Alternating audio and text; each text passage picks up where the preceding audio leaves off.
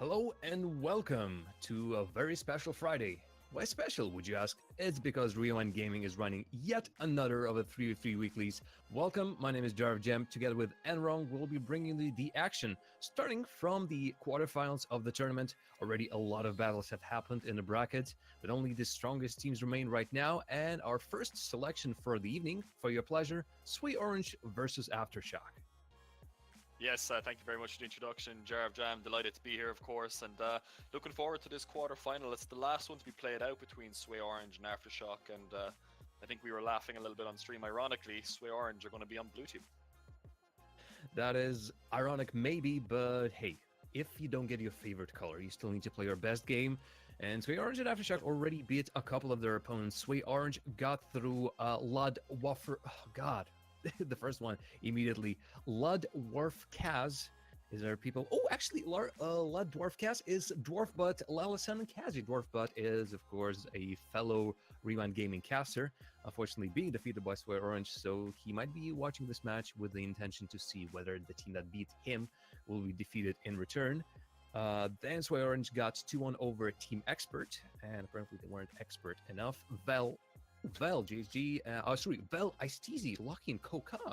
All right, I think we got a match in our hands because whoever beats Vel Isteezy, Almost Lucky and Coca is a strong team in my opinion.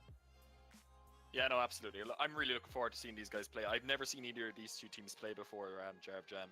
So I'm interested to see what they can do because they're going to have a difficult match against the ranked B boys, who are known for kind of consistently finishing in the top 8 and Rewind every week. And of course, on the other side of the bracket, then you've got, two really good teams, Westside Bangers and your champions of, Neon Remix, Crow, who are the two, habitual attendees of the finals every week in Rewind. So looking forward to that as well. But the guys are just joining there now. So, looking forward to this.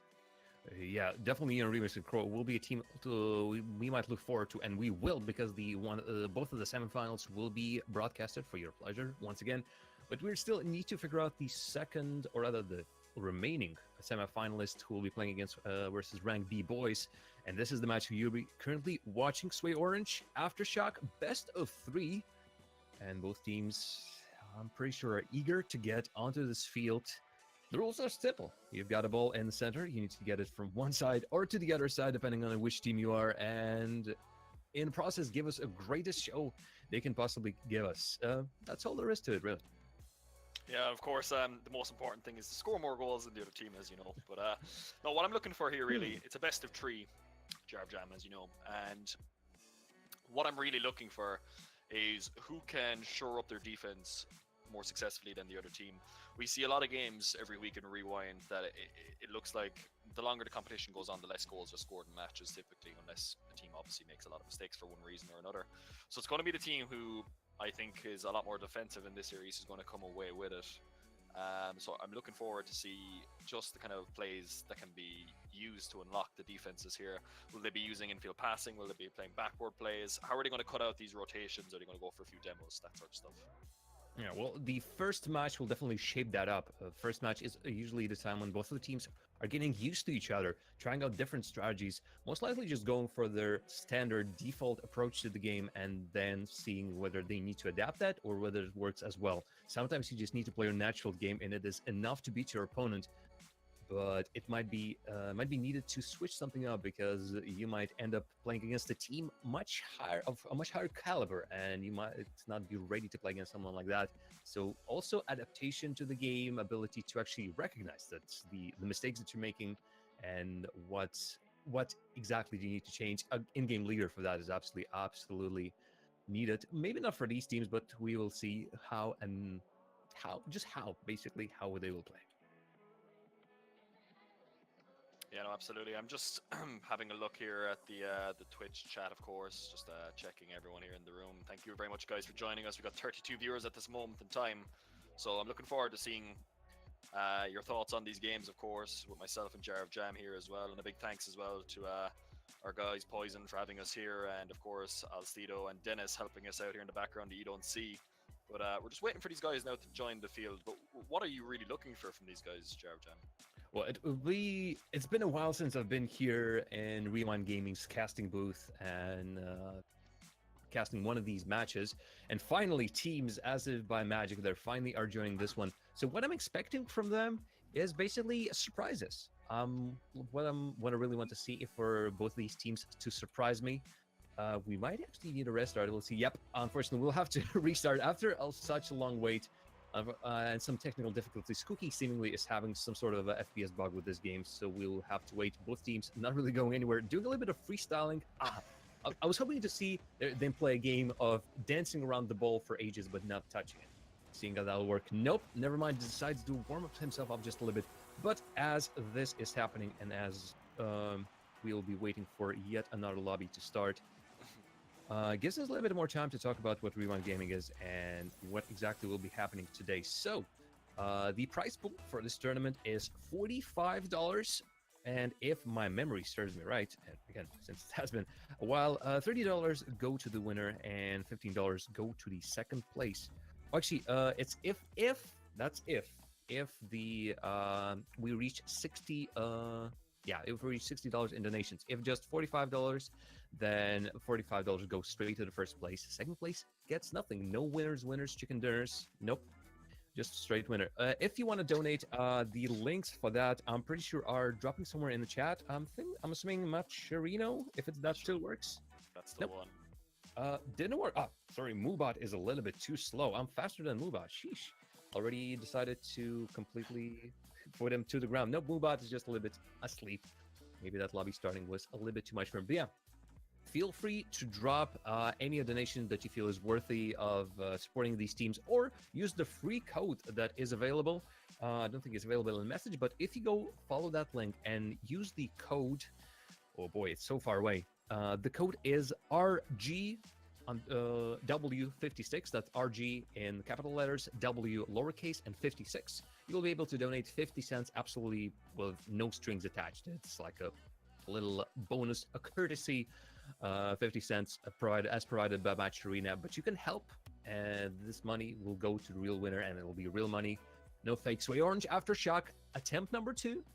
Let's see if this is the correct one, if everyone's fine. Yep, server is U18 Hotshot. So I think we're in for a good quarterfinal. And for the first time for today, let it roll. So yeah, absolutely. Doing the kickoff. Nevo in the corner together with his teammate. I do apologize. I did cut you off right there, but the start was actually a little bit more slower than I intended it to be. Both teams preferred right now to hit it hard, not take the prolonged control of it. This way, Orange starts something from the north half, but I don't think they will be bringing it anytime soon to any farther. Yeah, a lot of double commits already, Jam that I'm seeing from both teams. Right there again, another one, but luckily enough, Cynical gets out of it, but we're just looking to see who can get on top. Whoever gets the first goal here can just sit back, as you know, and that's a really big thing. Yeah, but at the very start of the game, it's impossible to get a goal and then sit back. 4 minutes, for example. They get the goal right now. 4 minutes is a way long time to sit in defense. It's possible, and great teams can definitely shut their goal completely. Attempt on the flank by Cookie as he plays one to the center, and now a quick counterattack. They played on the tops, and Toppa is living up to his nickname. The ball is definitely up there. Even a defender on the wall, but Cookie misses, and the chance in the front of the net. Cookie sets it down. That's the wrong net to try it on, but at least he can get a touch on it. The ball still stuck on the side of Sway Orange. No one attacking the ball, and Cookie only by miracle gets that out of his own net. Blocks the ball as his team hurriedly tries to clear it. Or returns to the side of Aftershock, but Aftershock definitely are currently putting more pressure on the side of Sway Orange. Yeah, and that was an important passage of play, Jam, to survive that massive onslaught, I think, because had they got the goal there, it would have changed the game's complexion quite a bit at the start. So it's good for them, but another attack here now. Somel does lead it up to the side as the ball's still in control of the orange side, but feels backflip man for Nevermind. And the attack dies down. Let's see what Sway Orange can get in the air. Slowly, they're moving the ball out, but no control again. If Aftershock were pretty quick and really in control of the ball and of the game, it seems like the Sway Orange are struggling just to get the touches and keep the ball in their own possession. Pass to the center might change that. A little bit too slow, and Nevo was looking for his teammate, but that was just not to be. Never mind with a block. But his team is not there exactly. That was a solo effort by him. It could have ended in his favor. He's still blocking the balls. He is in the right positions. He's playing aggressively and not letting Sway Orange lead their half. Well, absolutely, and it's just interesting to see how both teams are now playing after obviously just watching them for the last 2 minutes. Sway Orange are sitting one guy really deep to make sure that they're not getting big clears over their heads. So that's why they're not having as much possession and pressure, I think, Jarv Jam, as Aftershock are having, and it's working so far. But I'm afraid if they go a goal down, I'm not sure what they can do to change that. Well, really, the field isn't that big. Great shot. Never mind, does put that dangerously in the top right corner. But the field is pretty small, if you think about it in the end. And you need to be quite dynamic. You need to move around the field. Well, Nevo, unfortunately, won't be able to save that as Snowfell. Snowfmill does drop on that one in the end. A goal, an opener from a mistake by two of these Soy Orange defenders, with Topa finding the one on a little chip towards the net. And credit as well, Jarv Jam, to Cynical there for the pass. It was a very good pass, using the side of his dominance, put that ball just to the left of the goal to create the pass, and a really, really good finish in by Topa as well. Oh, never mind, slept on that kickoff, and that didn't exactly hurt his team at all. Didn't notice if Sway Orange were trying to play a little bit of sportsmanship, seeing that one of the players is out, or whether they just didn't recognize the fact that no one was going for the kickoff.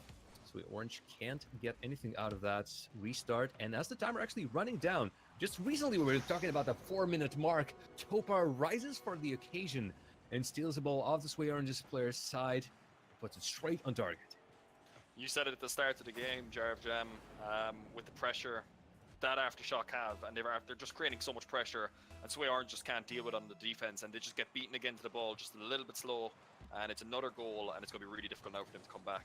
You can see they're starting to make mistakes, like that chance in the midfield. Oh, double commit. Cookie, seeing that the ball needs to be saved. Both of the players of Sway Orange were in the right place, but I don't think you were able to. Cynical. Oh, my. I'm telling you, all these nicknames are so right on point. That was a Cynical shot. A boomer dunking it on straight on Cookie with Nevo, not in position to get it. Aftershock, I'm pretty sure, are completely in dominance of this game. They are faster, they are smarter, and Sweet Orange just aren't quick enough. Yeah, they're going to have to change something for game number 2. Now, this game isn't over yet, of course, but it's not looking good for them. Their tactics aren't working. They're not putting enough pressure on the ball. That's the first time I think they've actually put pressure on the ball, and they might get a goal for it. You're absolutely right. There comes the first goal by Sway Orange, which came after a little bit of a mishap of defenders of Aftershock. 2 touches. One was a great 50-50, and then the Cynical just couldn't get a good grip on the ball. Puts it straight in front of the net for attacking players of Sway Orange. They'll get it in, but these were only 2 shots by Sway Orange that they recorded. And things are not looking well for them. They need to play aggressively, but at this point, they obviously are risking a lot in the back. And you've seen that Aftershock can quickly move the ball from their side to the opposing side. Another attempt though, but if Nevo can get it to the center, no one can. And Cookie, just with a slow and unfortunate touch, doesn't get it in. Topa, we've seen Nevermind try before that. Cynical steals the ball from Topa, but I think that was planned. They were going in for it at the same time. Almost got Sway Orange guessing wrong. Save comes in the end, but this just shows what Aftershock are capable of. They know how they're doing. Nevo on the other side with a brilliant shot off the pass of his teammate. Timer run down 30 seconds. They need a quick goal and then a quick kickoff goal as well. But I don't think the kickoffs were going their way. 3 players on the same flank, then dropping the ball completely. This was the wrong play for Sway Orange to take.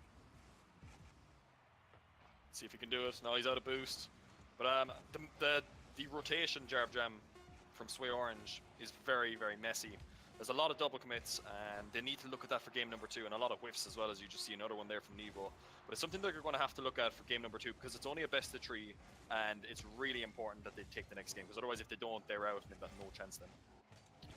Well, as the timer runs down, with both teams keeping it alive and no one really gaining anything from it, Sway Orange may get a little bit of a consolation goal, losing only by 1 goal, and starting the next game with a little morale boost for himself would be pretty nice. But Aftershock wins this fair and square. Really, they've dominated the whole play. 11 shots for them shows that they've spent the majority of the time in Sway Orange's half. And for the next game, yeah, I'd say I'll agree with you. They need to definitely tighten up the defense. Or maybe right now they'll start from a clean sheet. That clean sheet might help them out. If they've been playing a little bit too aggressively, perhaps they can now play from the defense. And if what you said at the beginning of this tournament would be exactly right, that the defensive team wins, that might get them that draw in the next game and another chance for the best of 3. Yeah, let me clarify that. You have to play good defense to win. Hmm. Unfortunately, they had no, like, they had 3 shots in that entire game, if you look at the stats. Whereas Aftershock, Jarv Jam, they had 11 shots on target for that game. And I mean, when you're putting up against 11 shots against 3, that's nearly 4 times as many shots. You're going to get scored on more often than not. It's just unfortunate. You could tell at the end of the game, Aftershock weren't even taking it a bit seriously. They were going for upside down things here, there, everywhere. So they're going to have to up it for the next game. It's really important for them because if they don't, I can't see them winning this. They really need to. They need to have one guy, especially, who puts a lot of pressure on the Aftershock guys, especially Topa, because Topa has a lot of time on the ball. He's dictating things in the midfield, and Cynical and Nevermind are just playing off him.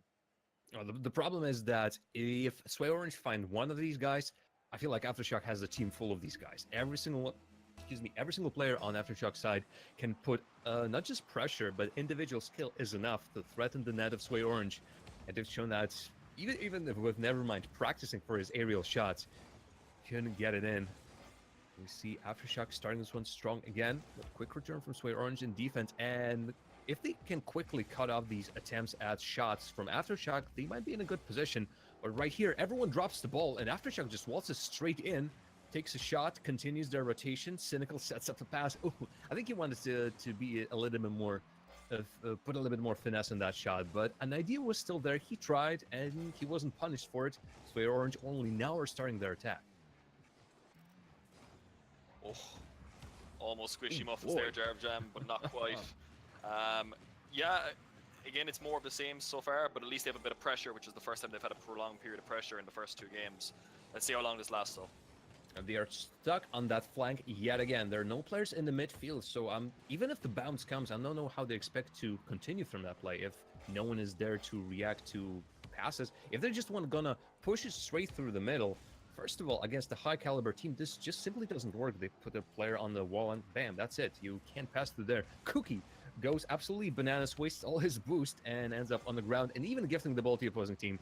Yeah, you see these mistakes slowly creep up, so I'd say for Cookie, maybe just get a breather, get a little bit of a breather, but a slow shot by Topa does show what the Sway Orange have been slowly being deconstructing themselves, really. Yeah, I mean, Snuffmill there needs to go for that ball. He should know that his teammate Nevo is right behind him in that situation, I feel like, anyway. And he just sits in net. He should at least be covering the near post rather than sitting in the middle. And it's just a very simple finish. And again, Topa is just dictating the play for this Aftershock Nevo team. might have a chance off the post and out. He almost locked into that one. That was a bounce going his way. So can they keep up on the attack? This could be the chance for them to shock Aftershock, pardon the pun, and just get them on the rotation when they're still not ready. Nevo does dropping that ball perfectly. And a follow-up, Nevermind might not be enough. Nevo, can they keep up the pressure? Demolition's coming in. One less defenders for Aftershock, but the ball just goes way too far on the other side. Now slowly getting the start, but then Nevo, horrible mistake by them. And I think you'll be able to see or tell us what went wrong in this one. Yeah, I mean, Nevo's kind of putting the pressure here. I feel sorry for the guy, but it also comes back also to Snuffmill again missing a very simple hit on the offensive side. He missed an aerial, and it just led to a lot of pressure on Nevo. Nevo obviously should do a lot better with that, but again, it's just constant little misplays, and not just rotational. It's been a lot of mechanical misplays this game already. 2 goals down, and Jarv Jam, I'm not sure what they can do. Well, they can try and put more shots. Right now, shot count is tied. So just by that stat, Sway Orange are in a good position to at least tie this up. This is the same amount of shots they got in the previous game at the very end of it. We're now currently at halftime. And looking forward, but these touches are really strange when I'm seeing from Sway Orange. They're trying to put the ball somewhere close to the middle of the net, but I don't think they're fast enough to get that going. And by the time the player finally comes, it seems like Aftershock have enough time to recover, bring their players back. Right now they are playing deep in the blue side, stealing the boost that Sway Orange would really like to have when they come back and go back into the defense. So these little things, if on sides of Sway Orange, these are little things that are their undoing. For Aftershock, watch the little things that they're doing to build up their play. The little things that's like stealing the boost or putting the player up. Cookie dangerously plays it off the back wall, but that does not end up in a goal. And in the end, that's a clear. But it's 2 playstyles that from both of them you can learn. Nevo will be waiting on that one. Long clear, one find its target, but Cookie needs to clear it fast. Does find that one. Both players again on the wall. No no communication. They could have played it well as no Snuffmel with a great dribble. Finally, Sway Orange find themselves a goal in this game number 2, and now the goal difference isn't as drastic. And on this counter-attack, they might feel like this is much better. Although those 3 players going for a ball do confuse me just a little bit. I think, Jared Jam, all I can say about that is calculated. Snuffmel completely missed the dribble. He completely missed it, and he got away with it because he managed to demo whoever it was on defense. I can't remember who it was. I think it was it Cynical? He got so lucky. But look, take the goal, back in, and all of a sudden, can they change the game? This is possible. Snowfmel, look at that. They are putting the pressure now. They're trying some plays. Neville will be dropping in the bag with Cynical. Cynical's waiting on the ground. Topa dropping in from above, showing something that Neville was playing for Sway Orange just a moment earlier. And as the last 60 seconds start, you see Aftershock putting Sway Orange back in there on this other side. And never mind with a dangerous shot passing plays. They're trying to do that. Cookie, just Snowfmel back there. Too slow on the play. They're trying to do that. When you try to improvise a passing play in the middle of it, most likely you won't be able to get it. Again, only by chance you might be able. Snowmel with a shot, and now he wins a 50-50 in favor of Sway Orange. Steals that ball off the defender's head, and Topa and Cynical on a double commit do leave the goal empty. Yeah, it's a lot of misplays on the defense from Aftershock now rather than Sway Orange opening up. They're just double committing to everything, but not really taking the game as seriously as I think they could be taking it. Even Cynical right there, no problem, which is a mindset really. I think a bit of a negative mindset in my mind, but we'll see how they do. They obviously feel like they can still easily take this, but 1 goal and they can just be going to game 3, which the nerves can go into it. Well, watch as Aftershock sets up for the attack and how Sway Orange sets up for the defense. That was a chance. The Aftershock didn't use it, and now we'll be returning. Block by Cookie was a possibility, but that goes way far. As Topa will be looking to put the ball anywhere in the Sway Orange's side, just to keep it there, just to keep it away from your own half. Passing plays on the wall don't work out, and that's a dangerous moment. 4 seconds is just enough. Someone needs to jump, and the Cynical gets his... Wow. Actually, if we just take a moment and look at the scoreboard, 8 saves by Aftershock. I think the momentum has definitely swayed in the... Oh boy, this wasn't intentional, but swayed in favor of Sway Orange. I think that's just literally because they're actually challenging the ball. They're not sitting back waiting for them to make the plays, and it's working out perfectly for them. And it actually just occurred to me as well, Jared Jam, that I actually have seen Nevermind play before. He played actually in a game I saw before, and he played really well in it. So I have actually casted on Nevermind himself individually. Oh, wow. I think enough said. You see that setup going away from the midfield, Topa rising from the wall, setting up a pass. I think he was looking for anything to put on the other side. And Sway Orange, I feel like the biggest problem that they had, that you could point out and see during the play, is that they were a little bit too passive. If a better team will always use the chances that you give to them. And Sway Orange just didn't come in quick enough, didn't clear those stray balls in their own half. They're always waiting for Aftershock to come to them. And that is, I think, is a death sentence. Yeah, absolutely. And all I could say there was that pass from Topa again, which is absolutely unbelievable in my mind. He really did well to open up that defense, and it's a great finish in the end. I think it was from Cynical and the Dominus and rocking those massive, as we say in Ireland, Jam bangers is what we call them. When you hit a Dominus with the ball, with the front part of your Dominus, you hit really, really hard shots that just can't be saved. And yeah, a deserved victory, I think. What do you think? Yeah, Aftershock did show why they are a team to be afraid of, really. Their opponents in the semifinals, Rank B boys.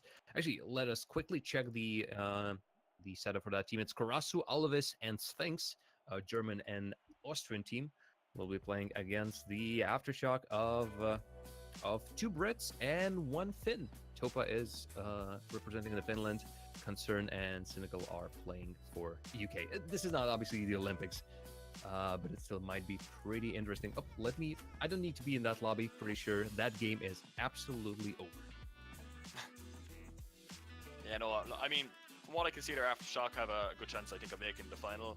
But from what I've already seen previously, Jared Jam, from Westside Bangers and your champions, i.e. Crow and Neon Remix, they're going to have a very difficult time against Neon Remix and Crow's team for definite anyway.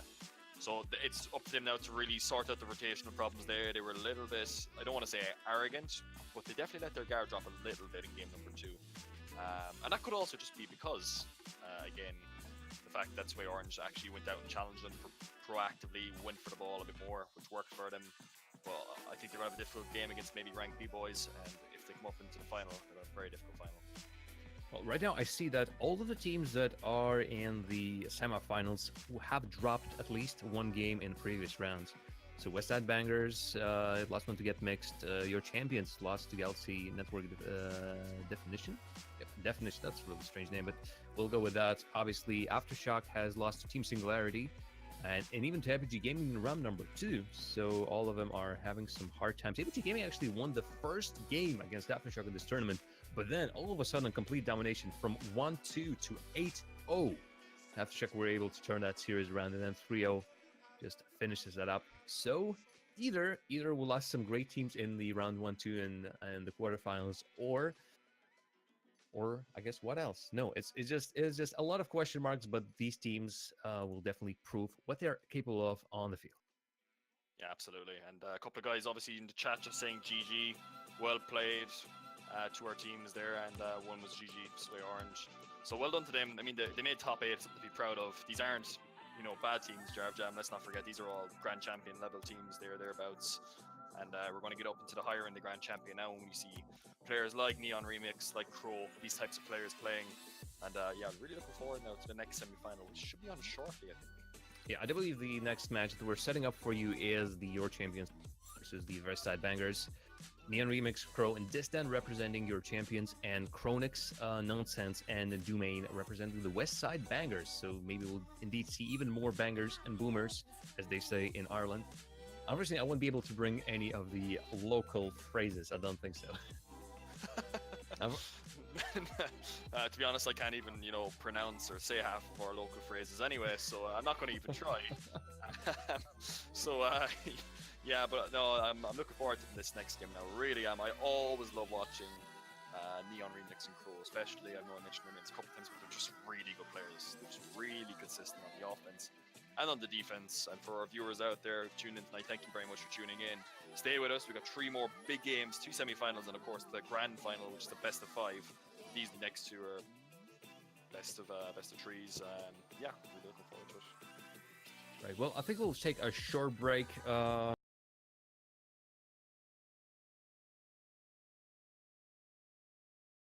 Used to people shouting in my ear all the time, going, no, I'm pretty sure we're looking for a match, so apologies for that. I sort of psych. We're not going to a break just yet. We are waiting for the teams. I think there's still plenty of stuff we can talk about. And first of all, Enrong, question to you: which are the teams that you're following in RLRS and RLCS? Do you have a favorite in each of these leagues? In RLCS and RLRS, does it matter whether it's NA or EU, or do I typically have to answer EU because I'm in EU? No, you can pick whatever, but we both know that EA is better than EA. Yeah, it's in the game. Not better. Yeah. We both know that EU is better than NA. It's even NA folks admit it. In RLRS anyway, it would probably be Team Secret. Mm-hmm. I really enjoy watching Tylacto streams, and he's a really funny guy. So definitely Team Secret. Played against him a couple of times as well. In RLCS, that's more of an interesting one. I think, I don't know. I mean, Cloud9 are obviously going to be a fan favorite. I'm not a big fan of G2 personally. I don't think they actually played that great of a game. I think they get carried a lot by by JNAPs. I don't know. I think I like Envy. I like Envy a lot. I've always been a fan of Devo. I mean, growing up through season 2 and 3 of Rocket League, Devo was the player, and he had a very poor season 4, but in season 2 and season 3 he was the best player in Rocket League, without a doubt. So I would say Envy. Probably from EU, if it was from NA, it would be Cloud9 for definite. They're the only team who can pass the ball properly consistently. What about yourself? Wow. Well, for me, it's I'll give a one serious answer, which is Complexity Gaming for the RLCS. I was following a lot Magnus and Metanoris for a while, and I love these guys. Against last season, what they did as method was amazing. So I'm hoping that under Complexity Gaming banner they will be able to do as well. For the non-serious answer, the Rival Series, I'd love every single team on the EU side. For one simple reason, I think at one point or the other, I had the pleasure of casting a match by almost all of these players. So these are all familiar names. That's why I'm loving it so much. One day you're seeing these guys up and coming playing in the tournaments, such as Rewind Gaming or many of the others that are on EU scene. And then later on, these guys are playing on the big stages, commentated by the big folks and winning some great prizes. What's the biggest? Let's see. It's $6,500 for the first place in RLRS this season. That is crazy bucks. Yeah, it's a lot of money. It's almost like half a wage as such. So those guys would be pretty happy, I think, for sure. It's still not enough, I think, to be professional as it would be in RLCS, but RLRS is definitely getting there. It's getting there slowly, and we're getting there every season. I think with RLRS maybe becoming a professional. It's more semi-professional still at this moment in time. But I think, yeah, it'd be nice if Psyonix get a bit more support to it. Who said that? That wasn't me. We're just waiting for these teams, obviously, to join this game, Jarv Jam.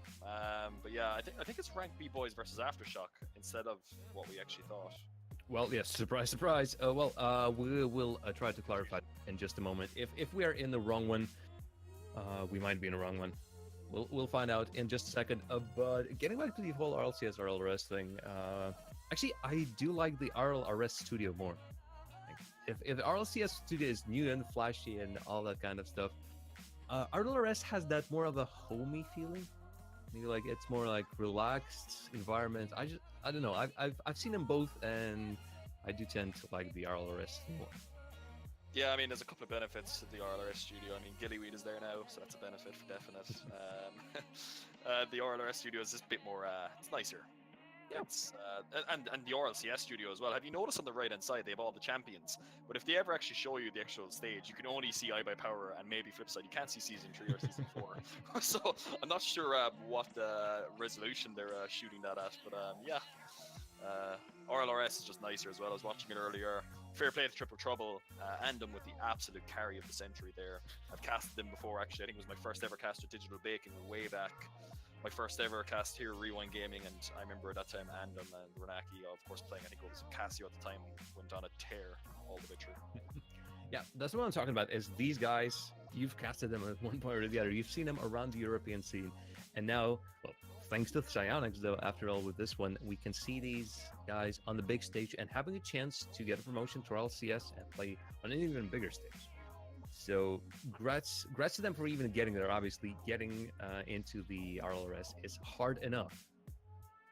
Here it's... Oh, wait, there we go. I think we have some we're going to leave the game. We're actually going to do, I think, the other teams first. So let's hope Dennis gets it right. We were in the wrong place. We came to the wrong stadium, unpacked, set up, started talking about the game, and apparently we're in the wrong one. Thankfully, in the virtual world of virtual stadiums, we can switch the stadiums just at a click of the finger and the blink of an eye, so we'll be with the correct teams in just a second.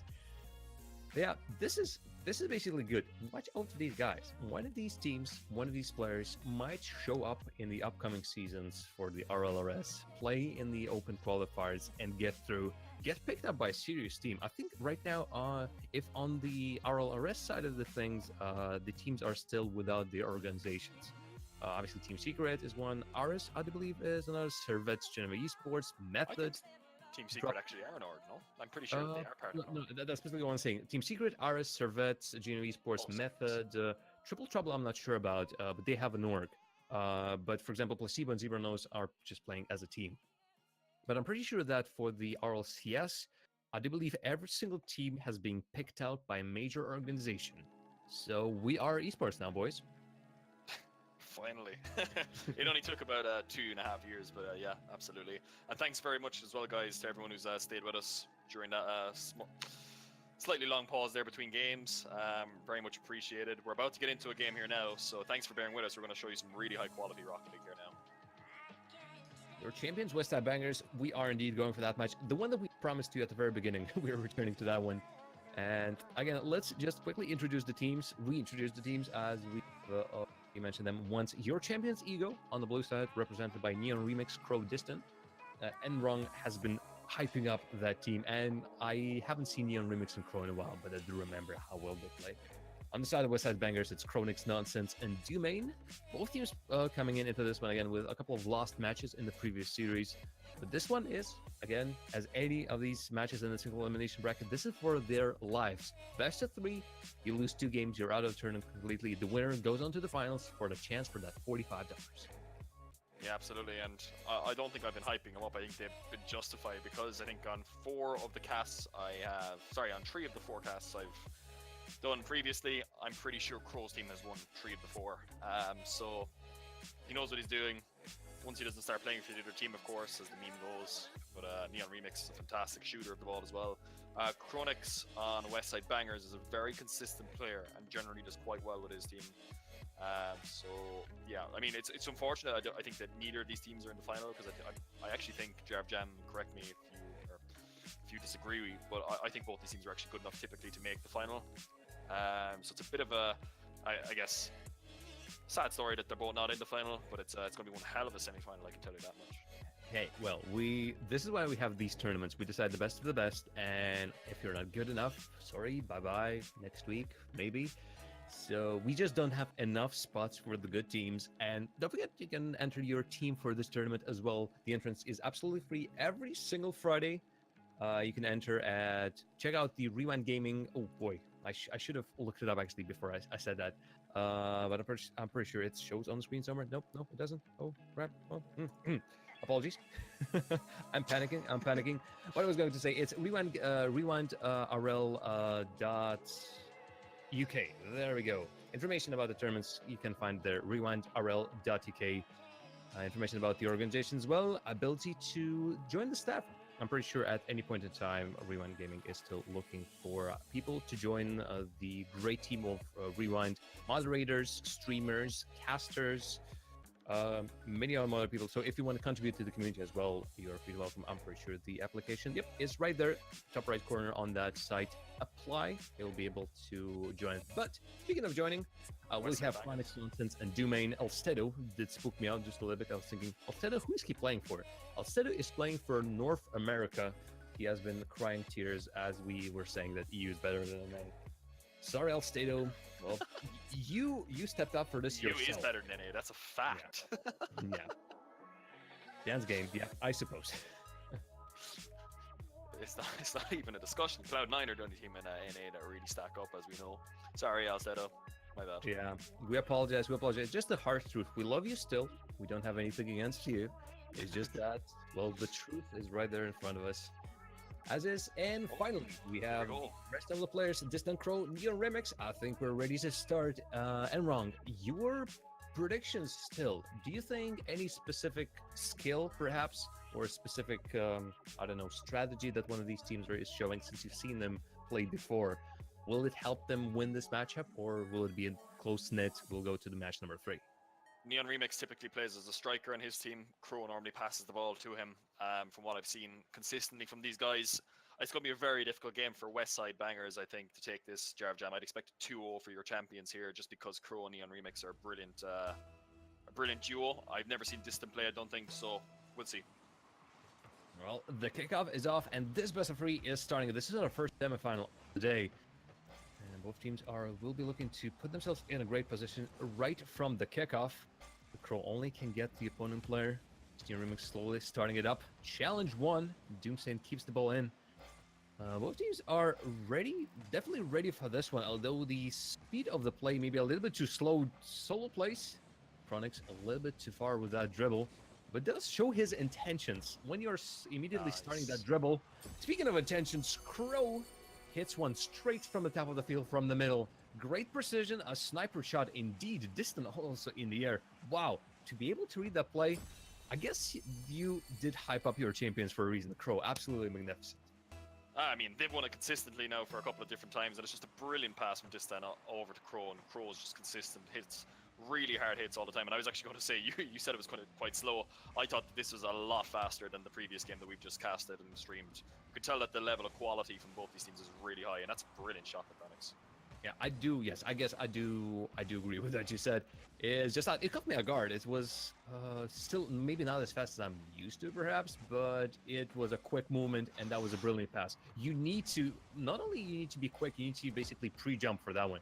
Otherwise, there's absolutely no chance we'll be getting the passing play. Distant Crow, oh, a little bit too slow, but Neo Remix still on the flank, and they caught two of the players of West Side Bangers. Wait a minute, are they West Side Bangers or are they West Side Bangers? West Side Bangers. Okay, so we have we have a quite unfortunate name in the game. Well, I guess blame Alstedo.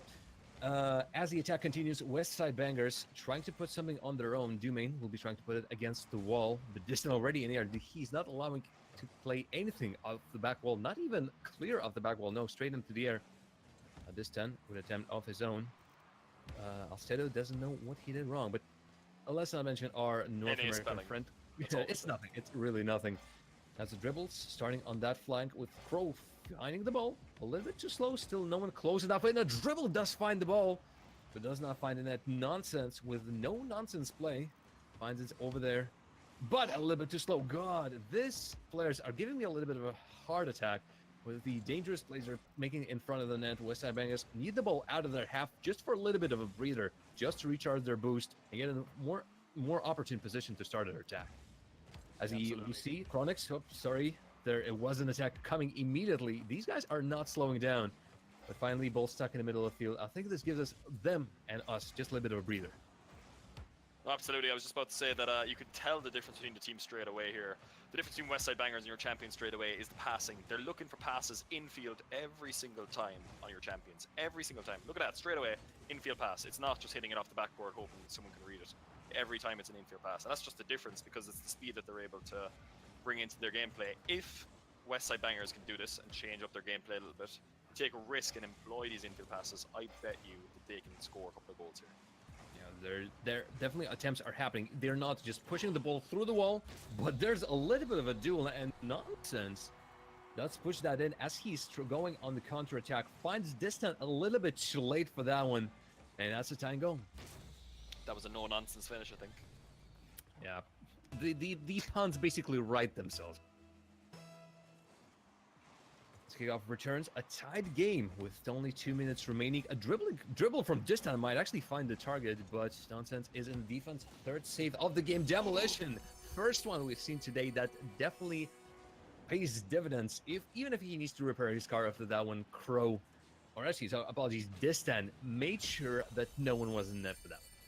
It's a brilliant play, and again, it's definitely something that was called out in comms. And Distant definitely saw it, and Crow just about able to hit the shot to make it go into the back of the net.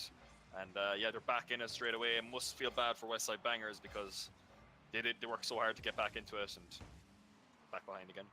Yeah, well, you need to be prepared for these ones. Sometimes you just need to overcommit on defense, I'd say. Put more plays than you need to, just for cases like this. Crow with a demolition. Here, I think it's just more of the bully move. Yes, he takes one player out of the rotation, but I don't think that won them anything, although Neon Remix still keeping the ball alive on the orange side. It's just buying time for your champions to return back, grab all the boosts that they can get, and continue in an attack that Westside Bangers will definitely one like Crow rises above. A chance, and no one's going for this one. I think Dumain actually had a chance. He wasn't getting in for the ball first, but he definitely had a chance of, oh, feels backflip. Oh boy, that is, I can see why he's done. I'd actually like to bring that back to Distant because he took out two of the lads from Westside Bangers in an amazing dribble, I thought it was anyway. And that led to that goal. And actually, as soon as it happened, I actually felt like they were going to score. So well done to him. He's been playing really, really well. He's fitting into this team really well. And maybe this is their new third. Well, right now, he is setting up the assists, even putting a couple of shots. So he is definitely a sub that is pulling his own weight. Many a time I've seen subs doing exactly that. Had a couple of dangerous moments in front of your champion's net.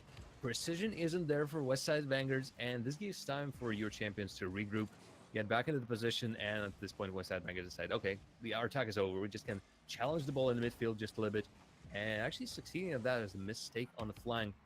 Means that your champions can bring it out. Ball left in front of the net with the quick clear, and another ball in just a blink of an eye is on the other side. Your champion's comfortable looking with a 2-goal lead. Another attack. And even if they can score on this one, even if they can get the lead to 3 goals, wasting time, 10 seconds already wasted. This gives Westside Bangers even less chances, and unless there's a big boomer, a banger from their own half, I don't think they'll be winning this. No, it's almost certainly done now. We're just waiting for it to get down to about 2 seconds so we can confirm it. But a really impressive performance from your champions. The only goal that they got conceded against them was literally just a dunk in midfield. They got caught by that, and a very impressive performance by them. And yeah, I expect them to carry this momentum into game number 2. And as I said to you, I just feel like that they just have that little bit extra. The passing plays from them are exceptional. They had 12 shots in total to Westside Bangers 4, 3 times as many shots. And yeah, it's going to be difficult to change that. We've seen a little bit of complacency, maybe over assuredness of themselves in the match between Sway Orange and Aftershock. When Aftershock, despite winning the first game pretty convincingly, in the game number 2, they played way more relaxedly and almost let the game slip out of their fingers. Would you think your champions have enough to stop themselves from doing that, or is there danger for themselves for them as well? Sorry, would you repeat that again, Jared Jam? You lost me with the last part. Oh yeah, it was a long one. There's a long one. The question, basically, we've seen that Aftershock did sort of stop playing as well as they did in game number 1 when game number 2 came. Will your champions be able to hold on to their momentum and lead, or may they also drop something against Westside Bangers in game number 2? Well, the way Westside Bangers have to look at this now, they have to say, okay, this is a game where we could easily, like, they have to go for the ball. They've got nothing to lose. They've already lost the game. If they lose this, they're out. That's it.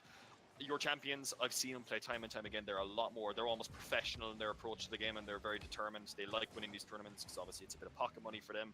So I expect them to take this game. I don't expect them to have the same kind of complacency that Aftershock had. And just as I say it, I have to eat my words. It happens all the time. It's the little curse that we have. Distan with a poor clear, and actually a great rotation. I've seen 2 Westside Bangers players as the ping comes into my ear, staying on the flank. On any other occasion, I would call this would be too close. They were shadowing each other way too closely, but in the end, it works out for them. And Dumain will be able to find that one, especially with Distant Neon Remix respawning. Was a little bit too slow and too far, but Westside Bangers start with a great opener for this one.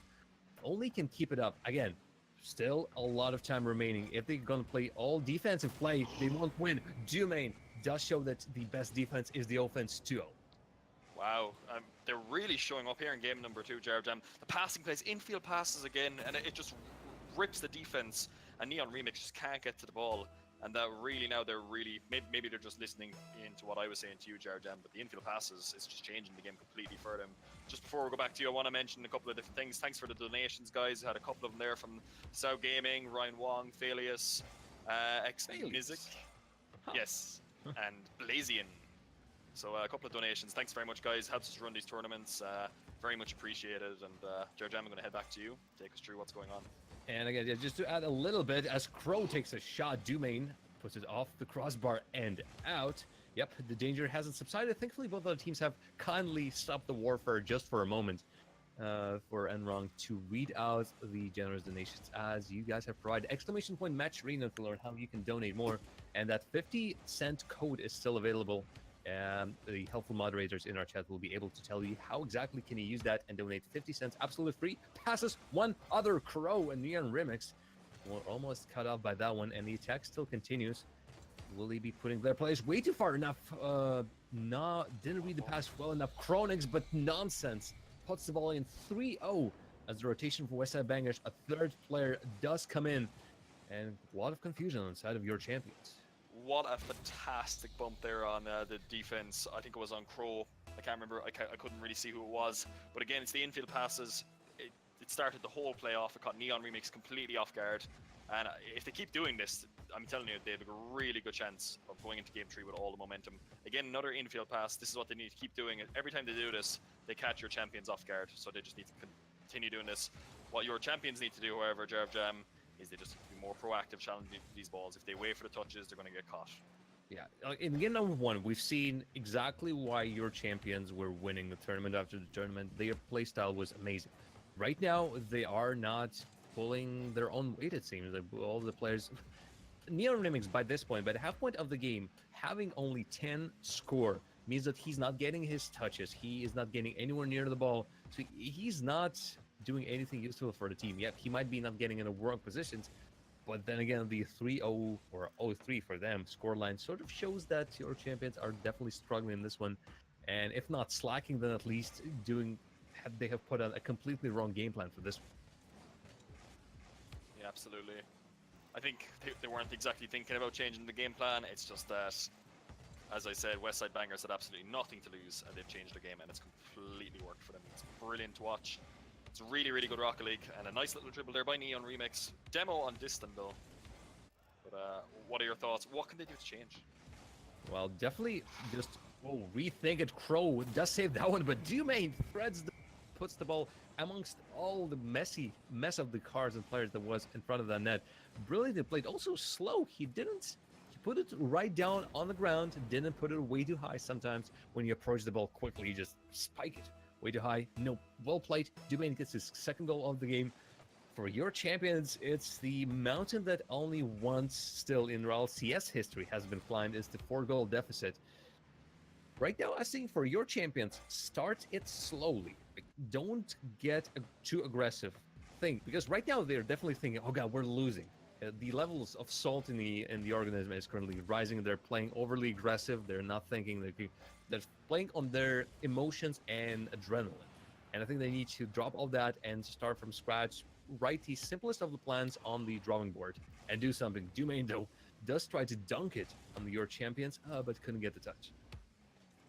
Yeah, absolutely. No, I agree with you as well. They're just trying to play faster without actually thinking about what they're doing. It's these infield passes that they're just employing there now. Again, if they keep doing that, they have a chance. But the level of play that Westside Bangers have come out with in this game has been absolutely phenomenal. It really, really has. And I've actually just got a question for you. Which team was the one who actually came back from the 4-goal deficit? Oh, that is a piece of trivia that unfortunately I don't know. It is mentioned all the time. Maybe people chat will help us out. Can anyone in chat answer that? Yeah. Yes, we will try to figure that out. But yeah, there was one time, and every single time, almost every single time that the 4 deficit happens, this is being mentioned, but no one has managed to bring that, and this is a really hard task. Mathematically, if it's a 4-0 scoreline by the middle of the game, it means that you have the same amount of time to score those 4 goals. But usually by that point, it means that there's a definite difference either in skill level or difference in, oh boy, too close for Crow. He had the right idea. Even if Distant couldn't win that dribble, Crow was following him and waiting for a play to go his way. Just a little bit too close on that one, too quick. Remix gets his demolition, but this game is basically in the books. We are going into the game number 3 as Westside Bangers turn the whole series around and show that there are no pushovers. And definitely your champions need to be afraid of what Westside Bangers, Dumain, Nonsense, and Chronics are putting up against them. This will not be a walk in the park. Westside Bangers will put up all the guns against them. Brilliant performance. It really, really was. It was excellent performance by them. I can't say it enough. It really, really was. I mean, I'd completely written them off after game number 1. They just looked completely outclassed. Whereas in this game, only two shots to your champions. I can't remember the last time I've only seen Crow have 1 shot on net. I honestly can't. And it was just an absolutely brilliant performance by Westside Bangers. Props to them. Really, really good. If they can keep this up, they can go to the final. They can win the whole thing. They just need to continue this performance. Dumain especially, really, really good with the shots on net. And if all of them can keep playing the way they were in that game, there's a really good chance they could take this. Well, the name of your champions might be a little bit pathetic. Oh boy, I shouldn't have gone for that one. My lisp suddenly has gone away.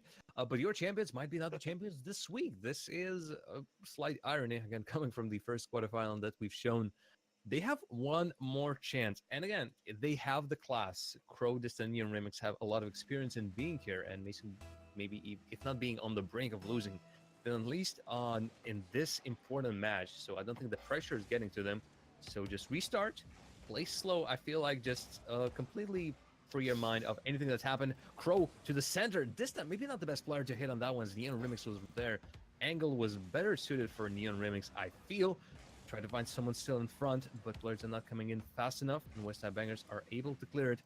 This alleviates the pressure just for a second. Distant will be keeping the ball on that side, but not for long, as the attack slowly subsides. Westside Bangers are unable to control it. Double commit as Crow and Neon Remix both go for the same ball. Leave the rotation a little bit empty. But a clear and now a breather for your champions. Oh, Shot, oh my god, no breathers. These guys are not giving us any breathers. Just when I think there's a moment, Crow puts it in down the middle. Follow Dumain to the other player. Quick clear, and isn't that on target? Oh my god, it is actually on target. Watch this pinball unfold as the attack, a brilliant save by Dumain, leads straight into his teammate Nonsense. and leads into the net. This is a dream for West Side's Bangers, that's for sure. That is absolutely calculated, I have to say. I mean, there's nothing else I can say about that. It was just brilliant that they were able to withstand the pressure, Jarab Jam. But Fantastic. I You mean, even managed to get that into the Twitch chat as you were speaking. thank you. Done. And another person asked, what was that map called? It's actually called Beckwith Park Night. For some reason, I became party leader and I selected that. That's actually my favorite map. I love playing this map. I love Beckwith Park. I think it's the nicest map out of them all. People disagree with me because they like DFH. But anyway, it's somehow I ended up as party leader for one game, guys. If you're wondering why are we playing at nighttime, it's pretty. Another shot post denies this stand. And you can see that here champions aren't going to want to get back into this one. 7 shots already. Only 2 West Side Bangers. That one long distance sniper shot from their own half. A little bit of lucky 1-2 as the ball shot to the other side. Was basically all they have. Only 1 shot extra. West Side Bangers do get 1 goal removed. 2 players need to play correctly. A bounce off the ground. Perfectly played by Neon Remix as that shot was really hard to read. The bounce was going away and up from the players on the West Side Bangers defense. But right now they're holding on with that 1 goal. Domain with a dribble. Oh, gets the ball, but not the possession. And attack still continues. Set up. Chronics waiting for that one. But you see that your champions are playing proactively. They're not letting West Side Bangers to get on the end of that play from the backboard. On the end of that pass, they're quickly clearing the ball out distant. Passes with way too strongly as Neon Remix gets demolished. The attack still continues. Quick counter. Neon Remix on the other flank. This is actually a great opportunity for him. He's in the right place and even gets the touch on that one as all of the West Side Bangers players, at least 2 of them, are aggregating and going for that shot. 1-2. Domain in the nets. No, well played. Shots are still crawling in. That's already 9. But you can see that your champions, this time they left the crow in the behind. But it feels like your champions might be playing just a little bit too aggressively. They still need to keep that balance because 1 shot from West Side Bangers might make it 2-0. Absolutely, but they've been completely all over West Side Bangers in this game. It's not even been a game. It's just literally been a game of some guy hits the ball and the other one just waits. And chance here. Close one. But what I was going to say was it's been completely the opposite game of last game. Your champions have employed the tactics that they had in game number 1 where they were making the infield passes, and the speed of the gameplay again, Jarab Jam has gone up massively. Oh yeah, you know that there's real urgency in your champions play, and West Side Bangers need to answer for backwards. Can't get it in or get it out for this case, but he definitely tried. That was a hard save to make, and I can completely understand. Well, in this position, even a slow roller as this one, 62 kilometers per hour, still somehow Neon Remix does tie it up for your champions, and they now can finally breathe easily. Absolutely, and it's the pass again from Crow to Neon Remix. It's the duo, the classic duo of Rewind Gaming, I think it's called, and they've done it again. Can West Side Bangers score a goal because they've been completely against backs to the wall? They parked the bus for the majority of this game. Can they do something? Well, it's only 3 shots that they have. We only have 2 shots for them previously. So, excuse me, this shows that they have been in their own half for the majority of this game. See, the kickoff basically switches up a lot of things, and unless the ball is played straight to the side, that would be a calculated plan. Obviously, majority of the stuff that we've seen in these games is calculated, even if it's just pure luck. Quick shot! Oh, that goes off the pass, but it does find the opener in between your champions, and that was a brilliant attempt. Neon Remix can play against Nonsense and Domain as they do get a second goal for the side of West Side Bangers. I thought you were going to make a pun there on Domain Do's score. Sorry, that was absolutely terrible. What a play though. And I mean, they've turned it around. One piece of pressure that they've had in this entire game. Brilliant passing, and they've got a goal from it. It shows me that your champions' defense is just not quite ready yet for RLRS. I think their offense is. It's just their defense. You need both, and Domain does completely disassemble the side of your champions. Quick rotation. Where was the Demolition? Demolition came in somewhere. Oh, that's a Crow, and Crow actually had a great chance of saving that one. Brilliantly played as Domain finds another chance in front of your champion's net, and that is on a little bit of a mishap, a little bit of misunderstanding, definitely in front of your champion's net. Now, they're the ones who are playing way too slow and giving West Side Bangers too many chances. Oh, this is basically a gift. Pretty sure that's no one's birthday from inside the West Side Bangers, but they're giving the gift to your champion side, and only 30 seconds left. They need to act and act fast. We are in the game number 3. Your champions definitely not living up to their title. Domain's been the MVP of this series so far. He's been absolutely phenomenal. He's been unbelievable. And I can't believe this guy's keyboard and mouse as well. I mean, he's just so consistent. Everything he does is just brilliant. And he's so fast in the air as well. Really, really phenomenal performance. And well done. They've taken out the champions. I tip my hat to anyone who can play on keyboard and mouse on a high level. There are grand champions playing keyboard and mouse, obviously, but obviously it's a lot of time put into the game. 1,000 hours easily, so it's understandable. But bravo to Westside Bangers. They have surprised basically both of us. I came into this one trusting Enrong's opinions and previous experience of the Rewind Gaming tournaments. But despite your champions sort of living up to that hype, game number 2, completely blindsided by Westside Bangers. And in game number 2, in game number 3, you can see despite the stat line being as it is, Westside Bangers pulled out 9 saves, and I'd say they're deserved winners. Yeah, I mean, Doomman himself almost got the double savior, which is a sign that you're just under a massive amount of pressure. Jose Mourinho wouldn't want you even having that many saves parking the bus, and there's a lot of shots in that game by your champions that could have easily gone in, Jarv Jam. That game could have been completely different. And yeah, I mean, look, a really fantastic performance. And yeah, just really, really good play. And look, props to your champions. They gave it everything, but Westside Bangers are just too good. Yeah, and you really are soliciting for carries to the Grand Champion? Sorry. He hasn't added me yet. I'm not going to add him because that just looks really weird. You know, if I had him and like, here, can I get this? Can I get this carry? Just if there's a chance, sure. I mean, why not? So the remaining semifinal and then of course the grand finals will be the Rank B boys against the Aftershock, a team that we already seen on the stream. Rank B boys will be showing their face. Aldovis has been trying to tell us in the Match Reno donations that his name is not pronounced Alvis but with umlauts, so we'll try to keep and pronounce it correctly. But of course, you folks can make it easier by just naming yourselves Bob or Steve. That would be so much easier. Yeah, difficult. So right now, it's not the worst. It's God, what was it? I think in one of the basically at this point, even a year ago, teams that I had the pleasure of casting was the Lulu.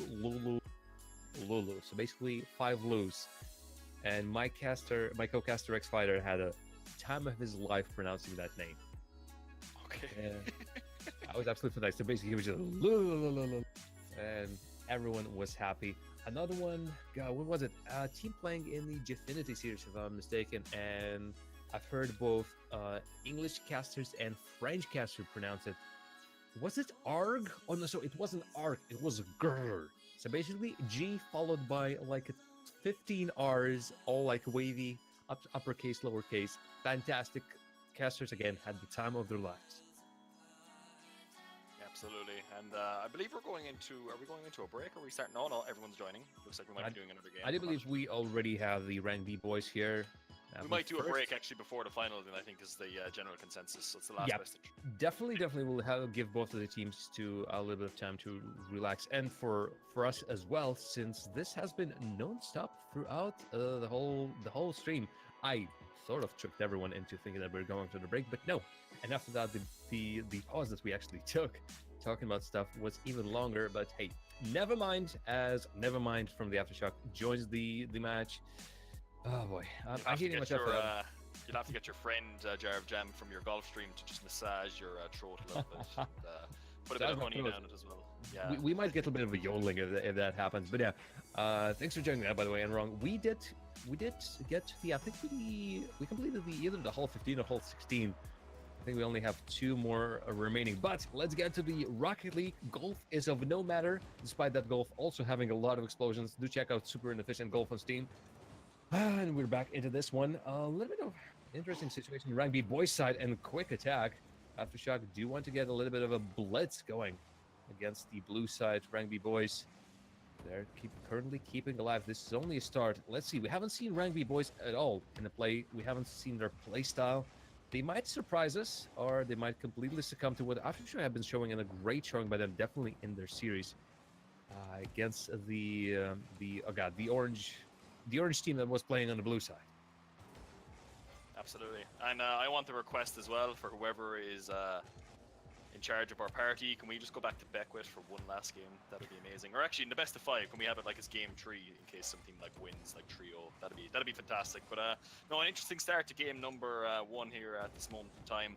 It's been very even, which is good because you don't want to see one team dominating a semi-finals. So yeah, quite high ping though from Kurtzu. From Rank B Boys, if you look at it there, Jar Jam, so that'll be a bit of a worry. It's still playable. This is, I'd say, a North American ping, maybe. Although I wouldn't be able to immediately tell where he's playing for. Kurzu is supposedly a German player. So either his internet is acting up or he's maybe on vacation but decided to support his team, the Rank B Boys.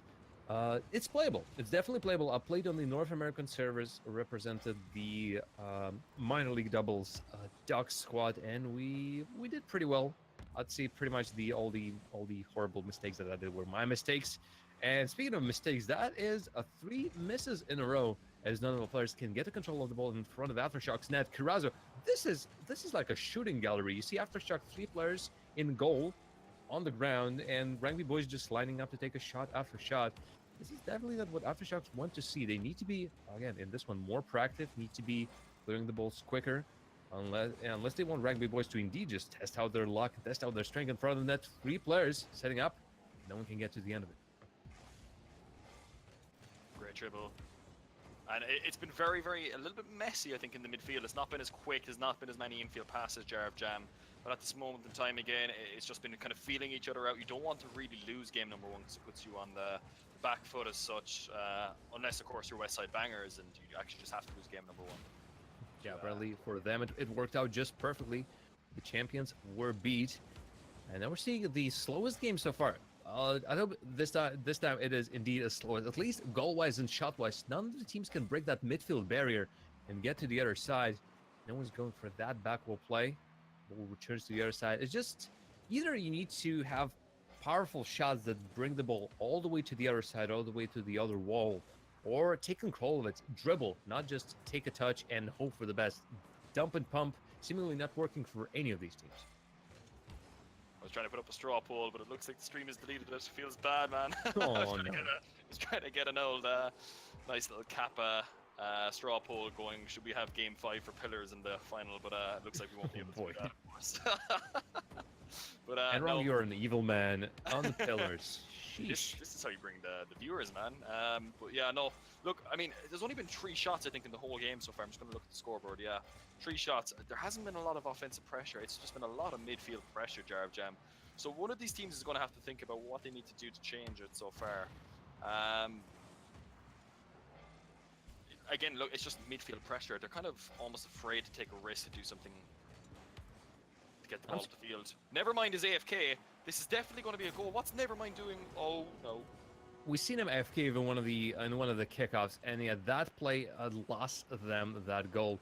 2 players from from Aftershock are trying to get something in the attack, but in case they can win their duel, the ball just leaves the outside and ends up in a goal of Aftershock. Nevermind is alive, and for Nevermind, I'm surprised they can't get the control of the game going. We've seen what they've shown against the Sway Orange. It has been great aerial plays, even aerial passes. So the fact that they can't take the control of the aerial game surprised me just a little bit. And again, they have all the time in the world to start that up. It's just that they are not in control of it. Nevermind, we'll be setting something up in front a little bit too strong. Ball now returns back to the side of Aftershock. They will be looking for the goal in the remaining 30 seconds. And they pull the ball up. Just thinking, this is a great start. Cynical outplaying all of the players, putting the ball on the other side. Still with a chance to put it down the center. But a clear to the side and no one from Aftershock pressuring Rank B Boys means that the ball just sails back. 15 seconds wasted. Aftershock will be looking at the tightest of the margins.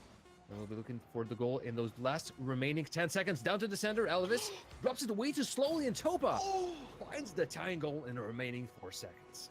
Topa, I think, has saved Nevermind here with a brilliant read. And again, it's the Cynical Topa duo that we saw a lot actually in the quarterfinals, I believe it was, if you remember back for Aftershock, Jar Jam. And again, Topa once again coming out trumps with a great goal, and Donald himself will be happy with that trumps.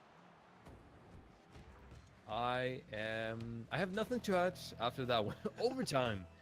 And with a bang, actually, we go into that one as demolition signifies that we are going from regulation time into golden goal territory.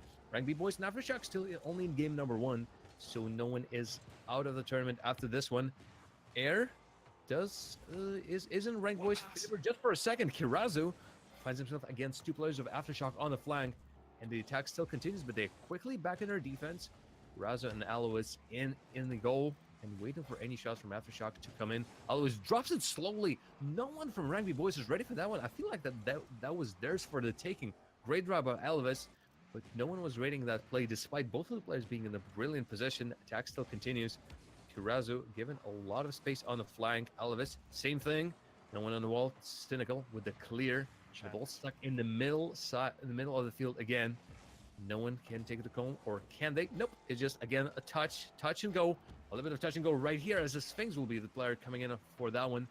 Rank B boys piling up on the pressure. Still only on those 3 shots. I think they're finding out their chances still. No, I mean, I don't want to say it, but it's actually not great Rocket League at this moment in time from the guys, because they're not passing the ball to each other. They just keep hitting the ball on net.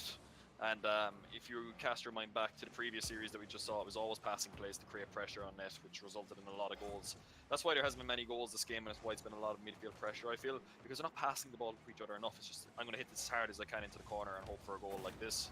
Okay, you get away with it that time, but another time you might not. This is, yeah, this at some point Levy must have broken, and Cynical with a horrible clear. Never mind, I think he also flipped there for no apparent reason, so that takes you out of the game just for a second.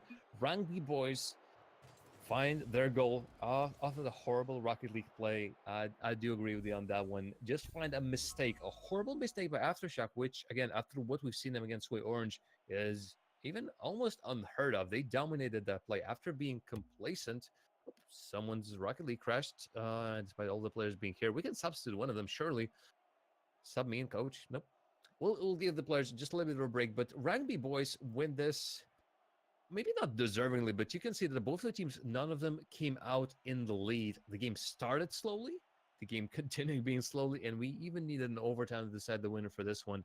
Aftershock are just not their old selves, and the passes that we've seen in the previous series, definitely they were the decision makers, or the decision makers, the difference makers in those series are nowhere to be seen here. These teams play a different style of Rocket League, and it will be, if the game number 2 will be in the same manner, it'll be a slow one, but whoever can come up with least mistakes, seemingly, will be the winner for this one. Yeah, I mean, I'd like to just have a message to both those teams. You can definitely change your style of play up. You're not asking for much when you're looking to just change it up a little bit. Play a bit more of those infield passes that we saw, say, in the previous series. And there's a reason why those 2 teams, why I said previously that I felt like those teams would deserve to be in the final normally, because I do feel like they're the 2 best teams in this tournament.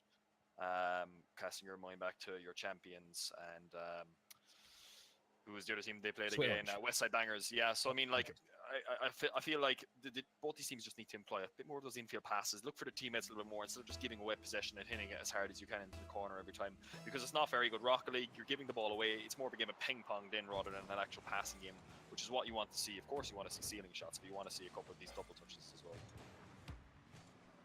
Yeah, despite the name of the game being Rocket League, I'm surprised still as how many teams are playing pinball, or in this case, golf. How do you characterize this one? This is a long shot. This might even be nothing. I have no east side, east side, east side. Yeah, this is. I can't characterize the sport in any way, but Rank B boys find themselves a great opener for this one, as Aftershock get caught on being a little bit too deep into the attack, and great play whenever you have an opportunity of clearing the ball of your own half, when you have just a straight shot on the net, put as much power on it as you possibly can and as much precision on it, and you might be able, not every single time, but find a goal such as this one, or at least put enough pressure on the opposing team that they are forced to jump up to make clear. That makes it so that one of the players is completely out of the game. Shot on target, Karazo not being able to stop the shot from Nevermind, and that is from the air, straight down, 420. Oh boy, not the right time for this one. Tied game, Aftershock won. Yeah, what a great shot from Nevermind. He blazes it into the back of the net. As we get back on the field, Rank B boys won't be sitting on that one lead for much longer. And now, again, the grind starts. We might see another slow one, although both of these teams have shown a little bit more spirit, it seems, at the beginning of this match. No one controlling the ball from Aftershock on that side. Waterfall won't be coming into the play as the ball does avoid Sphinx, and he will need to return. Two players of the Rugby boys following on that rotation on the flank. Slow shot, and Carrazzo just keeps it up just a little bit. There is a lot of like headbutts from both of these teams as the ball gets completely killed on the attack, but no one gets any sort of victory from this one. A shot by Cynical does get the ball dangerously in close to the rank B boys side. As the control still not coming in,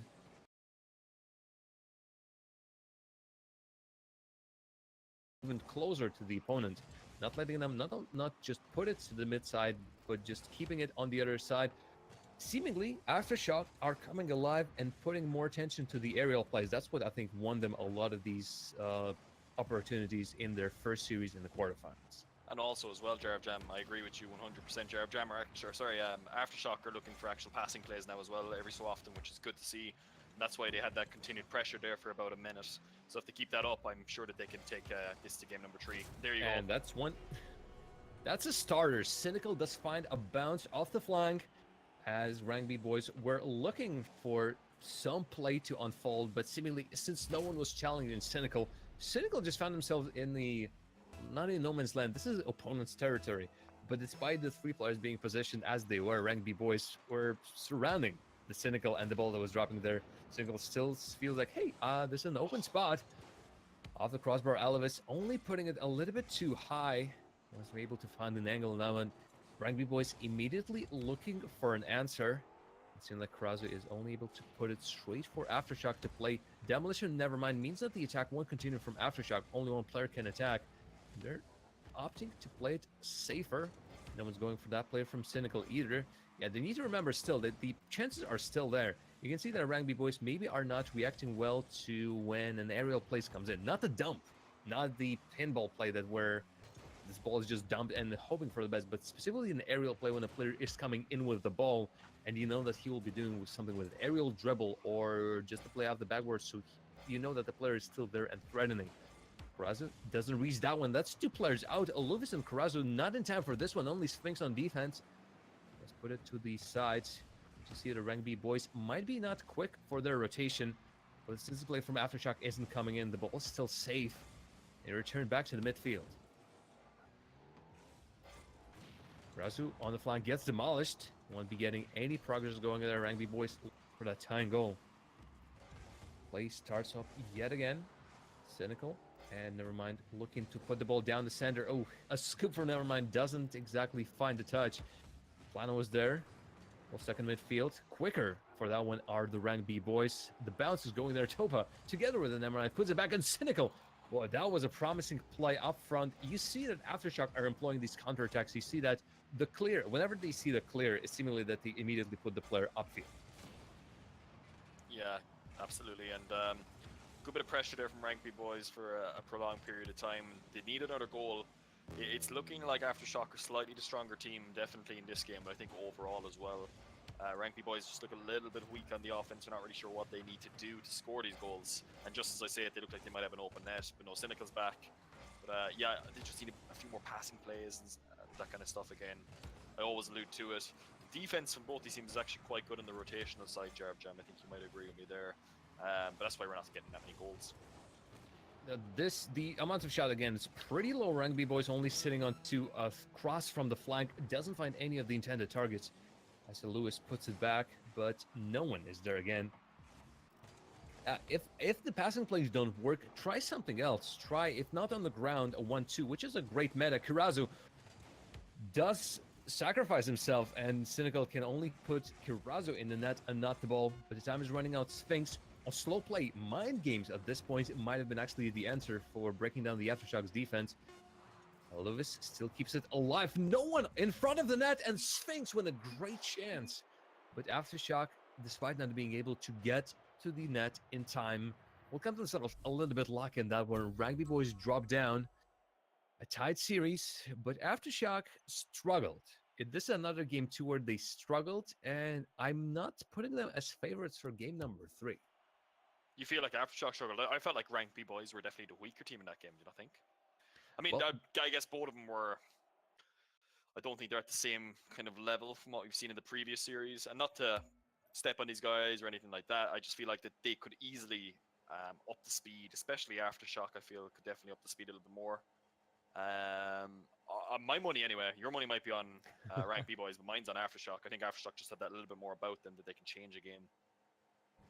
well, I'm basing this purely on what we've seen from Aftershock previously in the quarterfinals, where they definitely been the fastest team, the more skillful team, sometimes a little bit too more maybe showy offy, but that show was pretty great. The plays that they shown might end up on some of the highlight reels if it's to be Topa. Drop down. But it's just that in the game number 1 and in game number 2, I didn't see most of it. The game number 1 was completely lost by Aftershock. Rank B boys did sneak one in at the very end of it.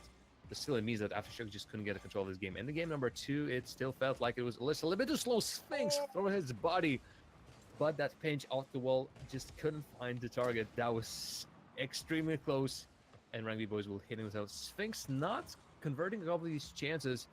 Definitely will be hitting themselves afterwards. Karazu win an attack, gets the ball stolen, but Cynical can keep in control of it. Sphinx slow, keeps it way too slow, and Topa actually a little bit too aggressive on that one. Bites hook, line, and sinker. Well, Sphinx can't continue the attack.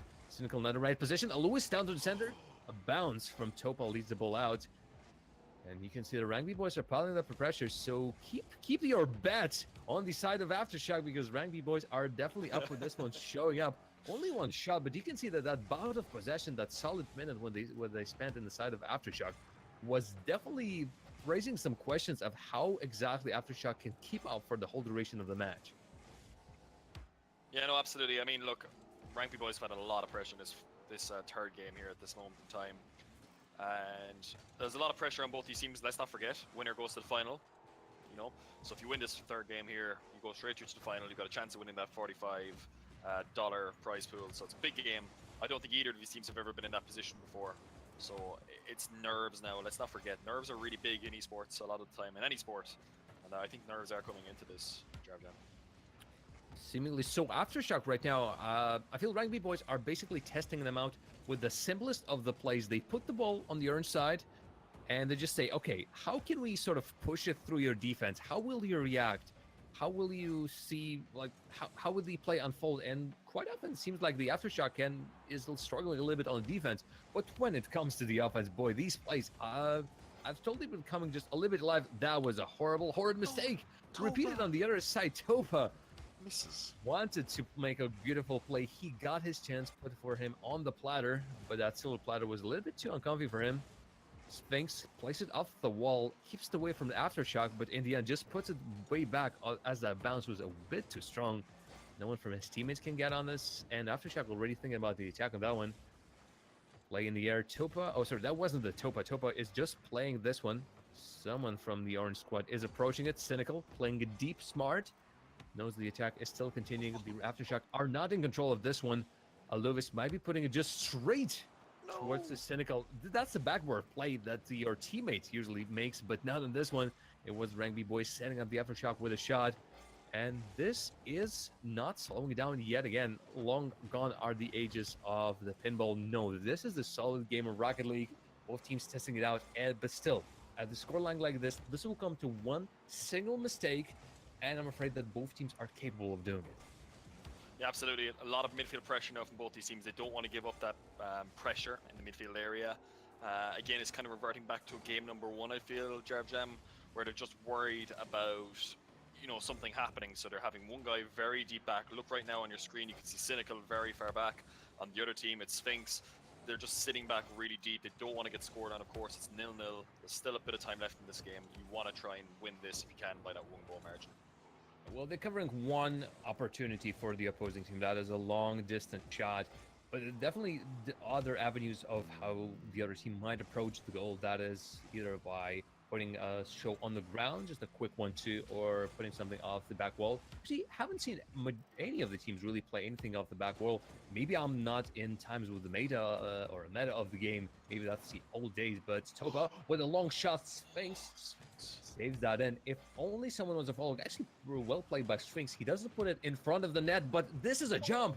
And now Sphinx bit that, but only by the magic of Kiraza being in the net as well. Does not shut those go in. These off the ground shots are basically the bane of existence of majority of the goalies. You expect the shot to go high. You react to it, you jump, and the ball is going straight under you. Danger isn't coming, and we might be seeing yet another overtime as Kirazu pushes it through, can win the duel in the air, but that would be a bit too hard for him. On the back wall, never mind.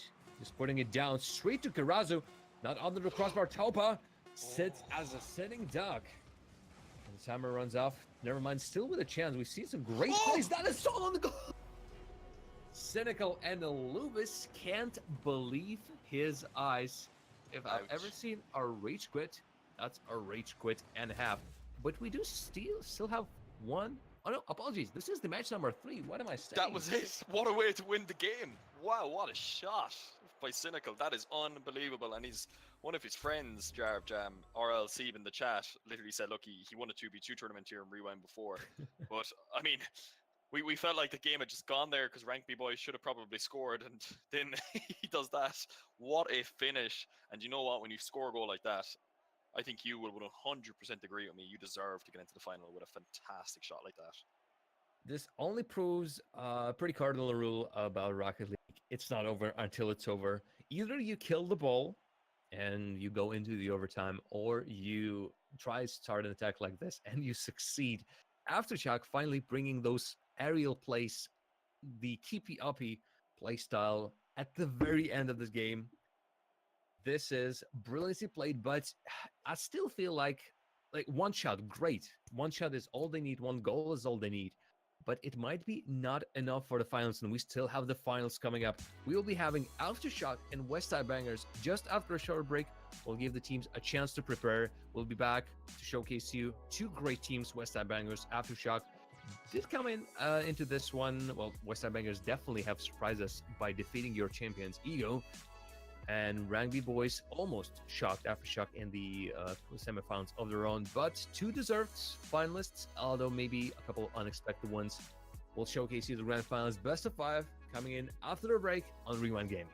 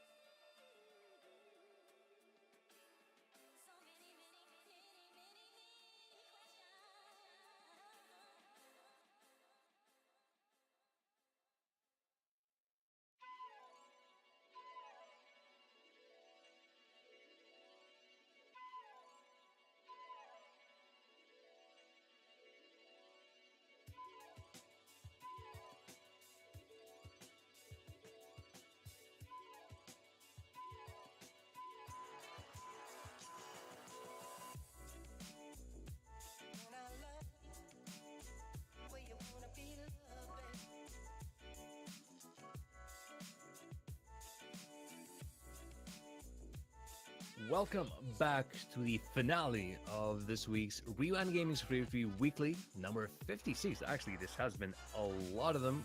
I've missed the 1 year celebration. I'm Jared Jam, together with Enron, will be bringing you the grand finals of this week. Aftershock, West Side Bangers, and from what we've seen for both of the teams, this is still a little bit of a mystery wrapped in an enigma, wrapped in a riddle. Yeah, that's one way to describe it anyway. I'm really looking forward to this final. My housemate was actually in my bedroom here watching that last game, and when Cynical put that ball into the back of the net, I had to mute myself for 2 seconds because he started screaming because he's not used to high-level Rocket League. And when he saw that, he was like, oh my god, did you see that? And I was like, get out of my room, please. So yeah, that was nuts. It was really cool. It really hyped him up, and he's gone downstairs now to watch it on his computer. So yeah, I mean, guys, look, thanks very much for staying with us. I'm really looking forward to this final. It's going to be nuts. Jam, I really enjoyed casting with you so far. I'm really looking forward to this final. Just can't say enough about it. Well, we'll again let the teams talk for themselves as Aftershocks and West Side Bangers are gearing up for this one. While we wait for both of the teams, let's quick look at how these teams got here. Aftershock won again in their first game in the round number 2, lost their first game, but then came back 8-0. So speaking of big comebacks, that's a pretty serious one. Definitely shocked Apogee Gaming. Then won in 3 games against Team Singularity, in 2 games against Sway Orange, the series that we've seen on stream. Of course, defeated Rank B Boys and got into the finals. On the other side of the bracket, West Side Bangers got through from the very bottom of the bracket. Just follow that bottom side.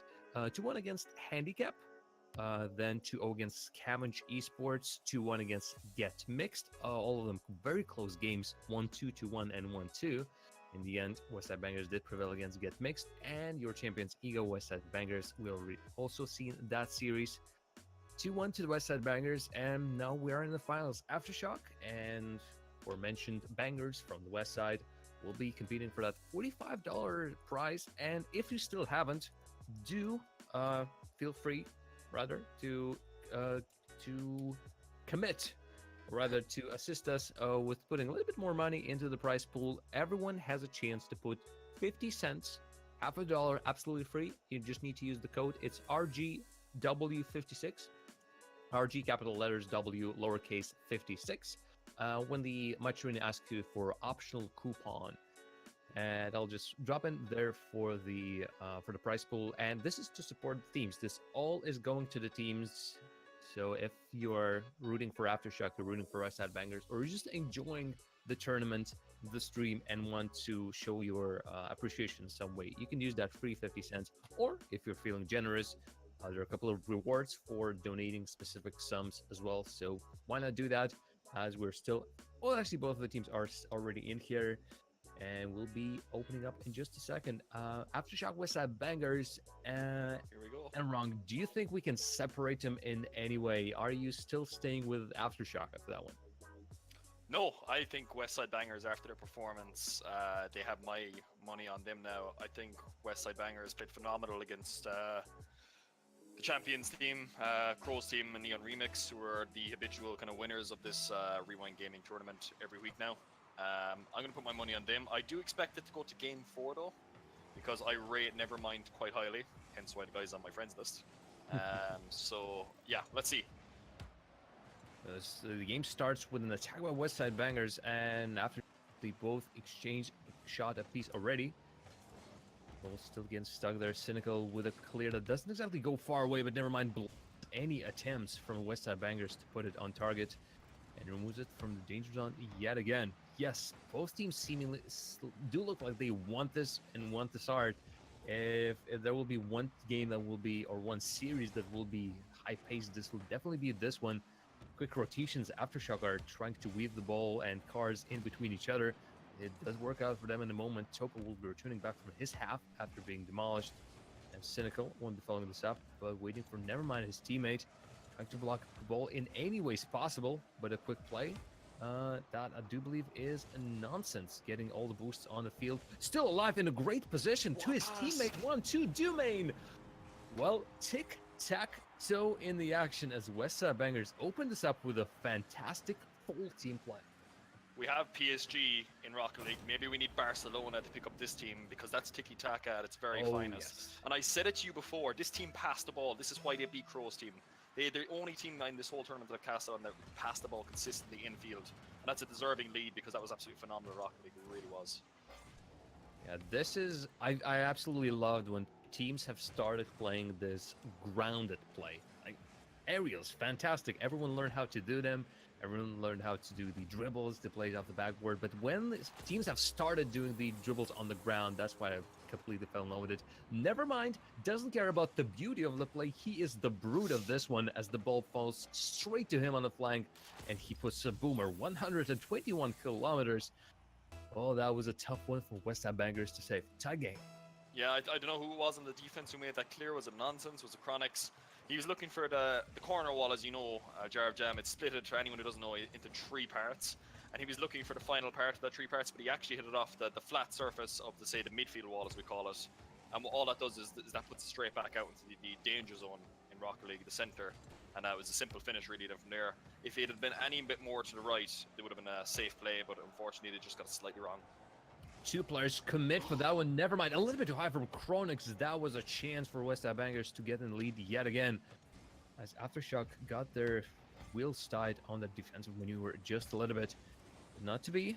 Nonsense tries to show something that the Westside Bangers can also play in the air, not only on the ground, but can get it going either. Topa, a dribble, past one, gets caught, so no control of his car again. Cynical with just any drops. He just needs to touch the ball in a way that goes in vaguely in direction of the net, but does get stopped as the Aftershock comes back. Needs to put the ball way high away from Westside Bangers' side. Westside Bangers are keeping there with no one on follow-up right there. Everyone waiting for the ball way too closely on the ground. Westside Bangers attack subsides with Aftershock now trying something of their own. Counterattack. Domain right deeply there again, stealing the boost. Ball looping up to the side. Quick attack. Never mind. We've seen Cynical and Topa, and never mind. Also setting up that quick one too. Not on this attempt. And no one will be going for that clear, but Domain either. They need a little bit more cooperation. It's nice to like finish up your part of the play, but if no one is following it up on the ground as the second or the third man, it's all to waste. Yeah. Sorry, I've just caught off guard with the chances galore coming in left, right, and center. It's been a really good game. Oh, whiff there from Nonsense, I believe it was. No. That's another whiff. That was a chance. Open net. It's only just boom it down the center. No, that's a miss. Answered with a miss. I'm pretty sure that's not sportsmanship. That's just nerves again, and maybe a bit of inexperience, or just, well, it's unluck. 1-2. Nonsense blocks the shot from the Aftershock as they can put another one on target. Those shots count a little bit low, but you can see that both teams are not giving each other an inch. And the game, while happening a lot in the midfield, it's not, the ball isn't stuck in the midfield. It feels the ball moves around a lot. It's just that both teams know how to place these blocks and make sure that the other team is not getting in the vicinity of making a shot. Great drop. I'm not sure if that was planned or whether the Westside Bangers couldn't clear it properly. But Aftershock still continues their attack, or at least getting themselves a little bit of a moment of respite. See what they can do, see how they can build up the attack slowly. Aftershock have a very conventional style of playing Rocket League, which is the hard hits off the backboard, looking for pressure. And you know what? Normally I'm not a big fan of it, but it's working for them. They're creating a lot of pressure, and it's making Westside Bangers panic quite a lot on the defense. Conversely, of course, Westside Bangers have the newer style of playing like high-level Rocket League, which is kind of the infield passing play, which is also working for them, but maybe not to the same effect that I would have thought. An even game at this moment in time. A couple of individual plays. Topa has been playing very well in previous series today. So we'll see if he can once again be the main man for his team. Well, Enron, guess what? We're going into yet another overtime. Although last time it was a fantastic shot, and Aftershock got themselves into the finals. Not to be on this one, but the reset in the midfield might help it, as the kickoff sort of brings a new fresh lookout on the game. Whoa, Pronix a little bit, 5 inches to the right, and that would have been a fantastic goal. Aftershock are now we should count themselves a little bit lucky. They allowed that shot to happen, and Chronix just couldn't direct it on target. Dribbles, fast dribbles on the ground as both teams, despite the ball moving so quickly, it's still not leaving the ground. No. Clears Oh. a series of misses at the high levels of play. If your opponent makes a miss, you usually also make a miss just by the on the fact that you are ready for the shot being made. And if they miss, you're not being in the same position anymore. You miss, then everyone else misses. So sometimes even in the Grand Champion games, you might see a series of whiffs that you would attribute to bronze players. It's not to be here as we hit 1 minute mark. This overtime is as high paced as the regulation time, and no answer found by both of the teams. No, it's a very good game though. Conversely, compared to the previous series, I think we saw against Aftershock and the Rank B boys, whereas that was a midfield game. This is also a very midfield game, but the difference is it's much faster, and both teams are actually looking for passing plays now. This is a big chance. Never mind, very comfortable on defense, very collected, very calm, and he's playing quite well. They're all playing quite well in this series so far, and it's going to be a case of which team cracks under the pressure, because remember, I'm sure obviously as RLC once said there in the chat, look, Cynical's won a 2v2. I'm not sure if any of these guys have won a 3v3 before. Oh, this will be their first experience, and hey, not only they get a little bit of that show and experience on the big stage, which is of course the Rewind Gaming's stream, but also a good prize. Again, $45 going to the leader, or if the prize pool gets increased to $60 by your generous donations, second place also gets $15 on top of those $45 that the winner is getting. As we are going into second minute, and off the post, Cynical slowly playing that, no risks taken. Both teams are playing incredibly smart when these crosses are coming across the goal line. No one's playing hastily. They wait for the ball to drop, and here Aftershock did it right, despite the players being in the positions where they might as well interfere with the ball and put it into their own net. Fantastic play by both the teams. Westside Bangers with a chance, Aftershock with a clear to match it. Yeah, I mean, well played there by Cynical there in the defense. It's so easy. Let me tell you how difficult it is to, like, you know, not touch that ball on the defense and put that into your own net. It's so easy to actually do it, and well done to him to have the presence of mind really to not do that. A lot of pressure now, I feel, coming in from Westside Bangers continuously here on the Aftershock defense, but Aftershock look very, very deadly on the counter attack all game, so they just need to be careful with that. A couple of shots coming in. I've seen Nevermind trying to set up something in the air, but in the end drops the ball for himself. Three players from Aftershock in similar position, since Westside Bangers are still just bringing the ball back and forth. We can't put it on target. We might be hitting another 5 minutes of this one if this continues. The grand finals might be extended way past the best of 5 mark, and it's still illegal. It's just that none of the teams are finding that final shot. Aftershock, I still feel they need to revert to what they've shown to us in the very first series that we've seen today. When they were in the air, I feel they were unbeatable. I'm not exactly sure what's stopping them right now, because I think that there's no anti-air from Westside Bangers, really. They do play in the air, but not as much. Nevermind, can't find it. Oh, Cynical. That was a tough save to make. He needed to basically a negative angle to get it out of the net, or a quick drift, and he just couldn't get his touch up. Yeah, what a fantastic play again by Doomane. Again, once again, being the difference maker for his team. And I'll tell you what, look, Jam, you're right. That game could have gone either way. So close. Nearly 5 minutes of overtime. And wow, what a fantastic start to this best of 5 for this prize pool of $45. I'll tell you what, it'll buy you a pizza with yourself and your girlfriend. So make sure you try and win this, guys, because it's not every day you get to win a prize pool playing a video game. Hey, I mean, oh yes, well, it's time for a pizza, I suppose. But I think whoever is winning this one, you need to share your pizza with your teammates, because these are the people who have helped you get into the just get a team pizza fund, because it keeps builds up the team chemistry. You're playing with your friends, celebrating with your friends. Hey, celebrate it with a pizza as provided by Rewind Gaming. But Westside Bangers Aftershock, they still need to try pretty darn hard.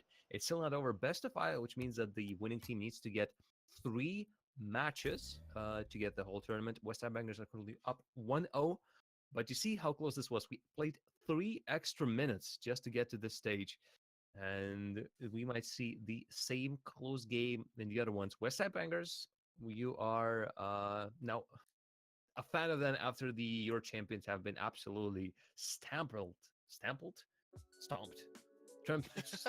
stampeded and stamped. Well, Gerald, basically, I'm making up English again. or maybe they've been stamped and sent back to whatever. I'm trying to save that horrible use of English at least somehow. Hey, your English is certainly better than my English, and let me tell you that like I agree with you for one thing. West Side Bangers played it really well in that game, but I do feel like Aftershock are deadly on the counter attack. Um, you know, it just feels like that they can open up the defense really easily, and that's the problem when you're playing at such a high level. One critical mistake or one small mistake will actually end up being a critical mistake, which leads to a goal. And yeah, this isn't over. And I do stand by what I said. I feel like Westside Bangers are just a slightly stronger team. But this may well go to a game 5. We'll be looking for that one as we are hoping that the teams will return in just a moment. The Cynic servers, obviously, just a little bit of They're amazing. technical delay. Yes, this I swear this happens every single week. But hey, we're already used to this by this point. All the teams already. We have a server. This is not a problem. Servers are not down completely. That specific one decided to just go AWOL for a moment. Well, what can we do? We are not in control of it. Maybe they have a union, those servers. Who knows? But Aftershock and West Side Bangers started this off strong, quick. That first game, despite being slow effort in terms of goals, and we had to play extra time to figure out our winner, this was still quick by both of the teams, and perhaps not that many mistakes. Despite I've seen like Aftershock being tested on their defense in the previous game. West Side Bangers, a couple of times they were really close to being surprised by the Euro champions. So right now, for the finals, seemingly that they're keeping it pretty tight. So whoever will be, but at this point, seemingly it's not the mistakes, but more like the plays. Now the plays need to shine, and I feel like for the both teams, they not only need to pick one play style, but need to be really inventive and fluid. They can't just rely on one of the just the passes. They need to be ready to make any sort of a play in any situation possible. Yeah, absolutely. I think Aftershock actually look a bit more calm and collected on defense than say Westside Bangers do. They look a little bit nervous on defense, but conversely, I think Westside Bangers just look a little bit better on the offensive side. Oh, so I'm not really sure about that. But we'll have to see. We're just waiting on the teams here to join this game, but I still think the Westside Bangers they just have a little bit extra. And for some reason, the clock is counted down. Oh, that's because Unix here has joined the game. Well done. Well, on that. All right. Well, then we're leaving this stadium as well. All right. Apparently, yeah, we are yet as our broadcasting team is still looking for an open stadium. It's like, hey, every single stadium is busy, so you might as well find And one. for our Maybe broadcasting team as well, don't forget, Beckwith has to be game 3 at night. Like a new rule of Rewind Gaming whenever I cast. Actually, it's not only the rule of Rewind Gaming. If I'm not mistaken, the RLCS and RLRS are also now playing with different stadiums for each different game. So they're testing out. They are. Did you say? Sorry. Yes, they are. They are. I think they are. I might be mixing up with the League of Rockets and their 12 Titans. I might be. No, the 12 Titans is best of one. Don't mind me. It's been a long day. Aftershock, Westside Bangers. I'm pretty sure they had a long day as well. We are heading, well, at least for me, for my time zone, I do know that you Brits are pretty, and Irish, sorry. Whoa. Brits and Irish. That is controversial. The chat was just about just throwing daggers at me right now. Even those Americans, like Alcido was probably like 150 at Irish from way back in his generation. They're shaking his head. The good old people of the British Isles, everyone living in harmony. You're only hitting the 10 p.m. I am hitting actually midnight, but still, I feel like Aftershock Westside Bangers. Some of these teams actually. Let me quickly go back and check the territorial. While you do that, we just got a notification there by our admin director Poison Wasp that World of Events, thank you very much for your donation. You've just donated £15. Thank you very much for that donation. It really helps get us towards that prize pool. And these guys now they've a little bit extra incentive, I think, Jarv Jam, to really go for this and hammer this home. Oh, absolutely. Yeah, great. Well, I'm at loss for words, so World of Events, absolutely appreciate it. I hope the game that you're currently seeing on your screens is up to your standards. As Aftershock tried to push the ball through to the West Side Bangers side with 3 players. In the end, that proves just a little bit too much. Too many cooks can indeed spoil the broth. Stopa stops any attempts from West Side Bangers for bringing the ball to the other side. We might see yet another series of plays where none of the teams can get the clear control of the ball, just putting it to the other side as Stopa gets it to the side, and that is about it. Cynical with a great pinch off the wall. That was brilliantly played. Waterfall that goes. Topa only finds the opponent Chronix. As Chronix starts to dribble to the center, be finding never mind as he is already ready on that back wall. Moving the ball out. Cynical on the ground and keeping it out. This is not, again, ball is not stuck in midfield. Both teams, despite getting this back and forth, they're still not stuck. No, they're just exchanging these quick attacks. And at any point, this might end up in a goal because both of them are extremely ready to start a counterattack. Yeah, no, absolutely. Interesting start to game number 2 here of this best of 5, Jam. And yeah, just gonna have to see now, like, who's gonna be the first team to get the goal here, because it's gonna change the complexion. If Westside Bangers get the goal first, they can kind of sit, because look, it looks like they might be going to a game 3 then to win the game on match point. However, if Aftershock take it, then all of a sudden then it's wide open again, can be anyone's game. So both teams just don't want to make mistakes this early on. They are definitely approaching the game number 2, perhaps with even more caution than they did for game number 1. Slow approaches, not letting the other team to find a quick counterattacking opportunity, or just basically playing solidly but simply. So this means that we aren't seeing that many flashy plays, and perhaps a couple of risks that they might have taken, they aren't taking. That's absolutely fine. Dumain, even with the side of his card, does a pretty great shot. Never mind, need to be tested in the net. Just the ball in control of Westside Bangers, unless Cynical can dribble it out. But even on that one, he loses the ball, but Westside Bangers are not in control of the play anymore. For a second, the ball just gets stuck. Never mind, tries for a solo play, but lets the ball go just a little bit too far away. And stops the attack for himself as well. Cynical. Oh, that's a shot. That's a double demolition. Never mind, the Dumain eliminating each other. So I guess eye for an eye makes the teams play 2v2, I suppose. Dumain tries to lead it up. The passing plays are again building up. You can see that Westside Bangers trying for those. It is every single time. Okay, one for the other. All right, let's get ready for something. On Westside, but now they leave the goal dangerously empty. Cynical, not ready for that gift of the ball that drops straight in front of him and puts it just a little bit too slow. All right, we are seeing yet another shot, long shot opportunity. Westside Bangers removing the danger from half. Currently only at 2 shots versus the 4 shots of Aftershock. So trying to build up and get yet a couple of more attempts. There's a drop in front of the net. A bunch of players from Aftershock not being able to react in time. Series of double, even triple commits. Westside Bangers couldn't provide their players quickly enough for that attack. That breaks down, but Westside Bangers will definitely be trying for that yet again. And since with the setup, Dumain will be putting up straight on front. Topa removed from the net. As Aftershock are in control of that one, they move it straight back to the other side. Westside Bangers will be looking for even more opportunities on the side of blue. I had a bit of technical difficulties there, Jam. Thanks for staying with me. What happened was my headset got triggered because they decided not to play Beckwith at night in game 3. So Triggered headset. Yeah. Well, I'm glad that you're back with us and wrong. And at a tied game, this is close fought. This is a grand final of the grand finals. Everyone's playing cautiously. Another demolition. Topa gets up Chronix. Dumain gets never mind.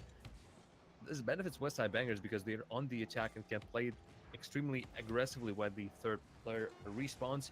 But we hit the last seconds. It's not over until it's over. Off the crossbar, Chronix. Quick attack. This could have gone. This had enough power to outplay every single Westside player. Oh, what a Couldn't get on pass. target. Dumain No one on the ground. Never mind. Puts it to the side and well played. Even goes for the follow-up, just making sure the West Side Bangers are not getting it in. We are witnessing yet another overtime, and just as in the game number one, hopefully not 3 minutes long, because we otherwise will be here until the morning. Great demo there by Nevermind to take. I think it was a nonsense out of the game, which resets the rotation as well, which is really important for these guys. So congrats to him there. He saves his team. They don't want to lose another overtime because otherwise that will just start to annoy them. Going for the pinch though. Oh.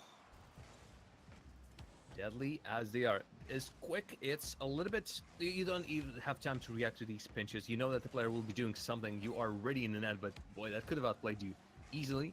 Set up in front of the net is Nevermind and Cynical. Both trying to start up something. Both end up in the net, though. That was a chance for West Side Bangers if they could bring the ball quickly enough. Two players on the wall, both from West Side Bangers and Aftershock. I don't think this playstyle favored the Aftershock side. It seems like they are leaving too many players in one spot, and in the end, the result might be a little bit too deadly with West Side Bangers constantly looking for these counterattacks. Yeah, absolutely. It's very back and forth at this moment. Oh, that's a big mistake from Nevermind. Oh, Nonsense is going to be kicking himself, Jam, with that miss. He should have scored that. That's a big miss at this level. There's a lot of kicking to do for many of the teams that we've seen today. That will be one of them. Nonsense, clear-cut chance that ends up not going in his favor.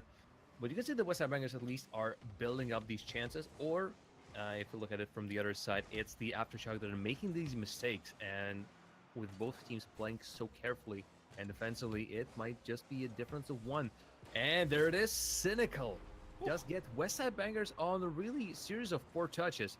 Topa can get that one, Chronix can really get that one, and with Doomane reading the play wrong, Cynical being there first. Yeah, Doomane read the play wrong there, but it was actually just a really poor clear by Chronix, unfortunately, there. Straight to the other team. Cynical puts it in the back of the net. And Cynical, a bit like Doomane now, has kind of become his team's hero or MVP on the offensive side, creating all the chances.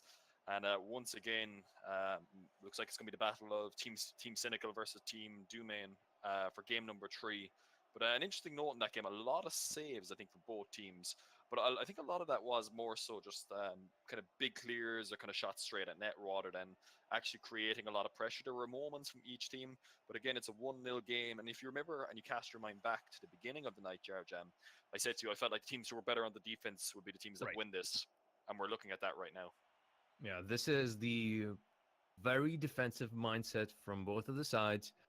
And hey, it's working. Sometimes it helps to play the overly aggressive style. It's the Brazil approach. We'll try to score as many. Well, rather, you score how many you can. We'll score as many as we want, or at least attempt to. Just overload the opponent with the attacking players with the amount of goals they need to play from behind. It's a great play style unless you are being completely dominated and you can't get in that mindset. Now you are the one losing and can get back on track. Cynical looking to continue what Aftershock have started in the previous game. 3 players caught on the flank, but no one coming in. Topa with a miss. But West Side Bangers respecting the side of Aftershock and feeling that they will be able to be in control of that ball and keeping with it so the ball stays in midfield. A lot of just aerial pressure at this moment in time in this game. Again, just big clears. Then they're contested, and then there's another big clear back down the other side of the field. You just need to look for the passing plays again. I think that's why we had such a low-scoring game the last time around. And I keep mentioning it all night. People are going to be like, "Hey, the Senron guy loves his passing plays." But it's really the difference. Here, look straight away now. Doomane looks for the passing play, and look at the kind of pressure it creates straight away. That's what you want to see more of. If they keep doing that, there'll be no doubt who's going to win this at the end of the day. But they just need to do that a bit more consistently. Hey, whoever says that you are mentioning whoever says that you are mentioning the passing way too often will have to talk with me, because passing plays are definitely looking amazing. This is the show that we're currently hoping for, that one of the teams will do that 1, 2, maybe even 3 on the ground. Because in the air, both of the teams are loving putting the ball in the air, but it feels like not every single one of them has enough control. Never mind, off the crossbar. The power and all the urgency, but not enough precision, a little bit too hasty, a little bit too much oomph and the juice, and that just ends up slightly higher. but you can see the Westside Bankers were absolutely beat on that one. Never mind, with another chance of his own. Slow Nonsense gets two saves in a row. One from Topa and one from Cynical. Wow, that's two shots. I can understand two saves in a row, but two different players still shot. That is something new. Another shot. Oh, West Aftershock are not stopping off the backboard and out. Westside Bangers trying to do something, but the ball is just not leaving. Cynical and Topa putting so much pressure just on the flank with Nevermind, finishing this off in style, waiting for that ball in the midfield for ages, and finally gets his opportunity.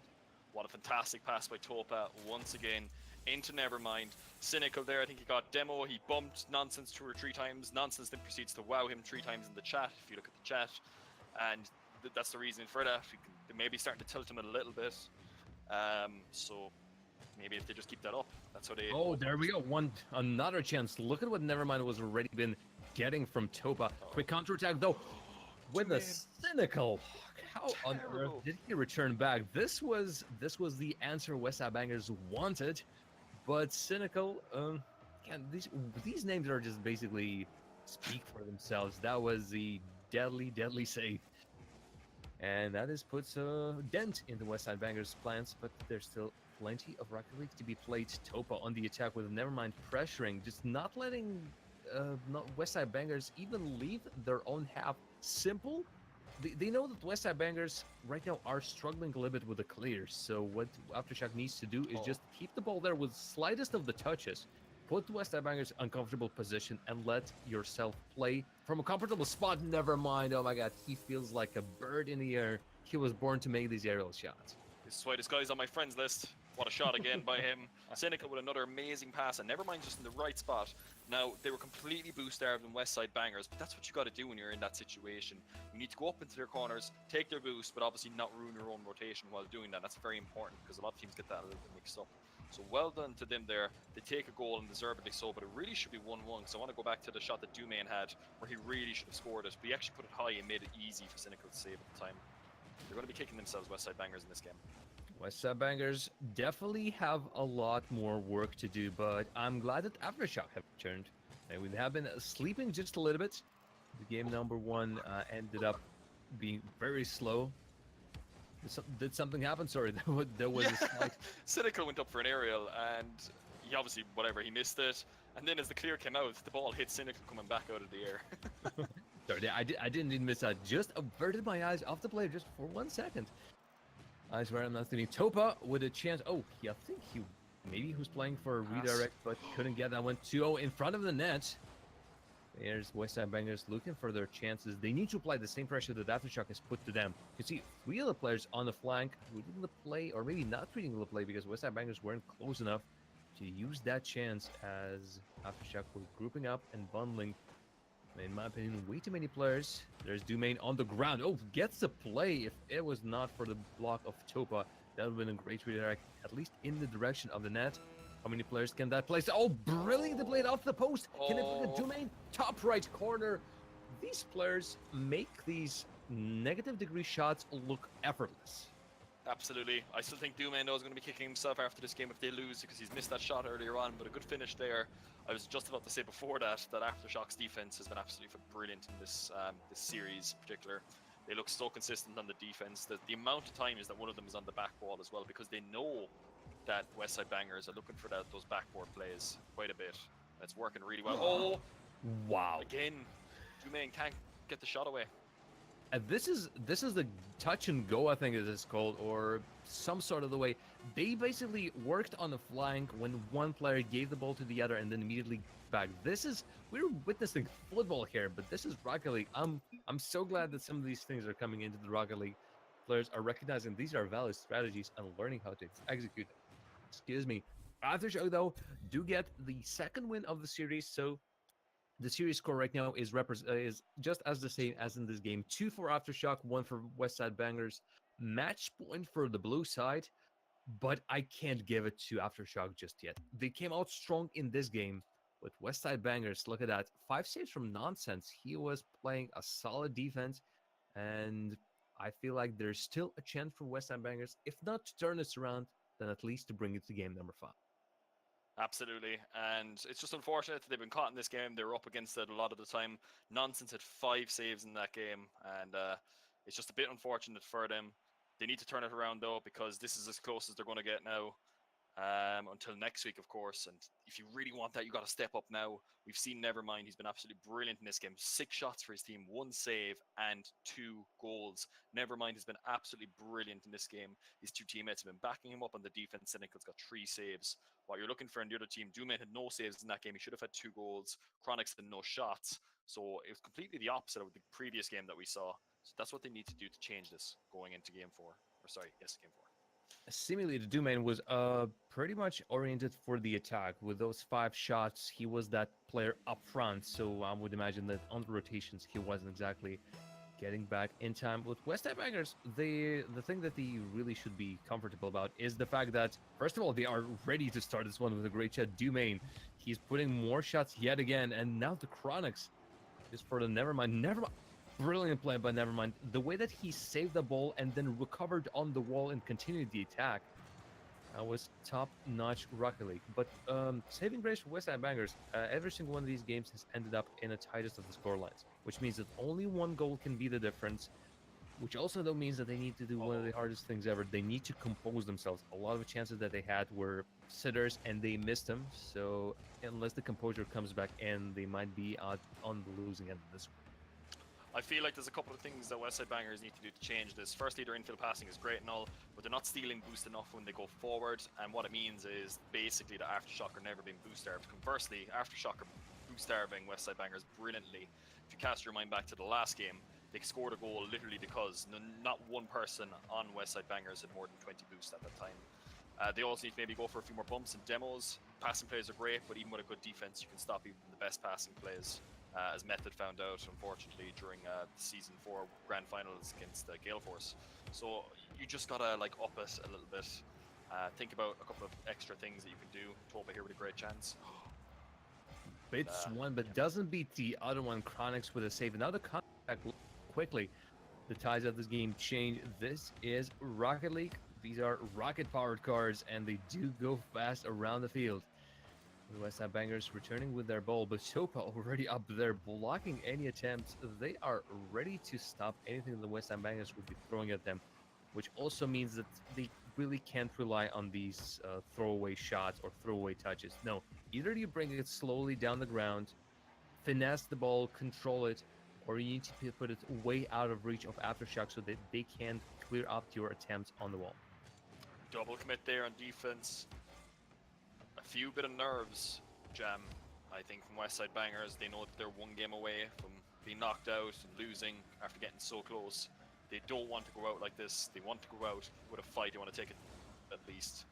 They just gotta talk a little bit more to each other in comms, only talk the critical stuff as well. Another double commit. Yeah, another double commit. You see that maybe they're not talking enough, or at this point there's not a defined player who does that. Well, either that or, well, God knows. We'll see how that will work out for Westside Bangers. Definitely a pass, series of passes, and Doomane after one of the players of Aftershock does open up the scoring for this game. After 3 minutes of play, there is a one solid chance for West Ham Bangers, and boy, do they convert. No one on the defense there of Aftershock challenged that. They all went to net, they all went to the far post. Unfortunately, if you've got no one challenging, it's just a free shot on net, and even the best players can't save them. Great shot by Doomane, once again, a great pass in. I think it was by Nonsense at the time. And yeah, all of a sudden now, looking good for Westside Bangers. They just need to keep it up though. Oh, indeed. That was a chance for West Ham Bangers to remove this from the net.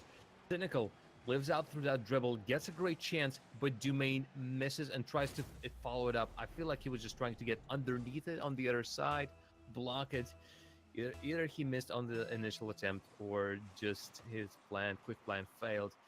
Aftershock find a quick opener as the counterattack does find everyone from West Side Bangers on the back foot. Cynical will definitely be continuing pressure on that side. Series of misses. Ball will be cleared out eventually. Perhaps Topa will a great bounce opportunity, but the ball gets immediately cleared in the Aftershock side. Mind. Wall starting something for himself. Now Doomane trying to block everything that Aftershock is starting on the wall with a miss.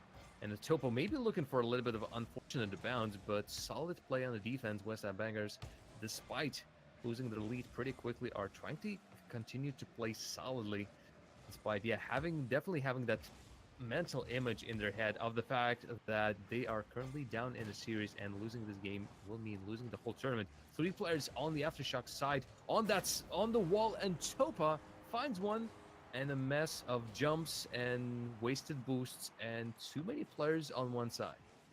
Yeah, a bad mistake there by Chronix on the defense, trying to dribble it out, but he can see all three players in front of him.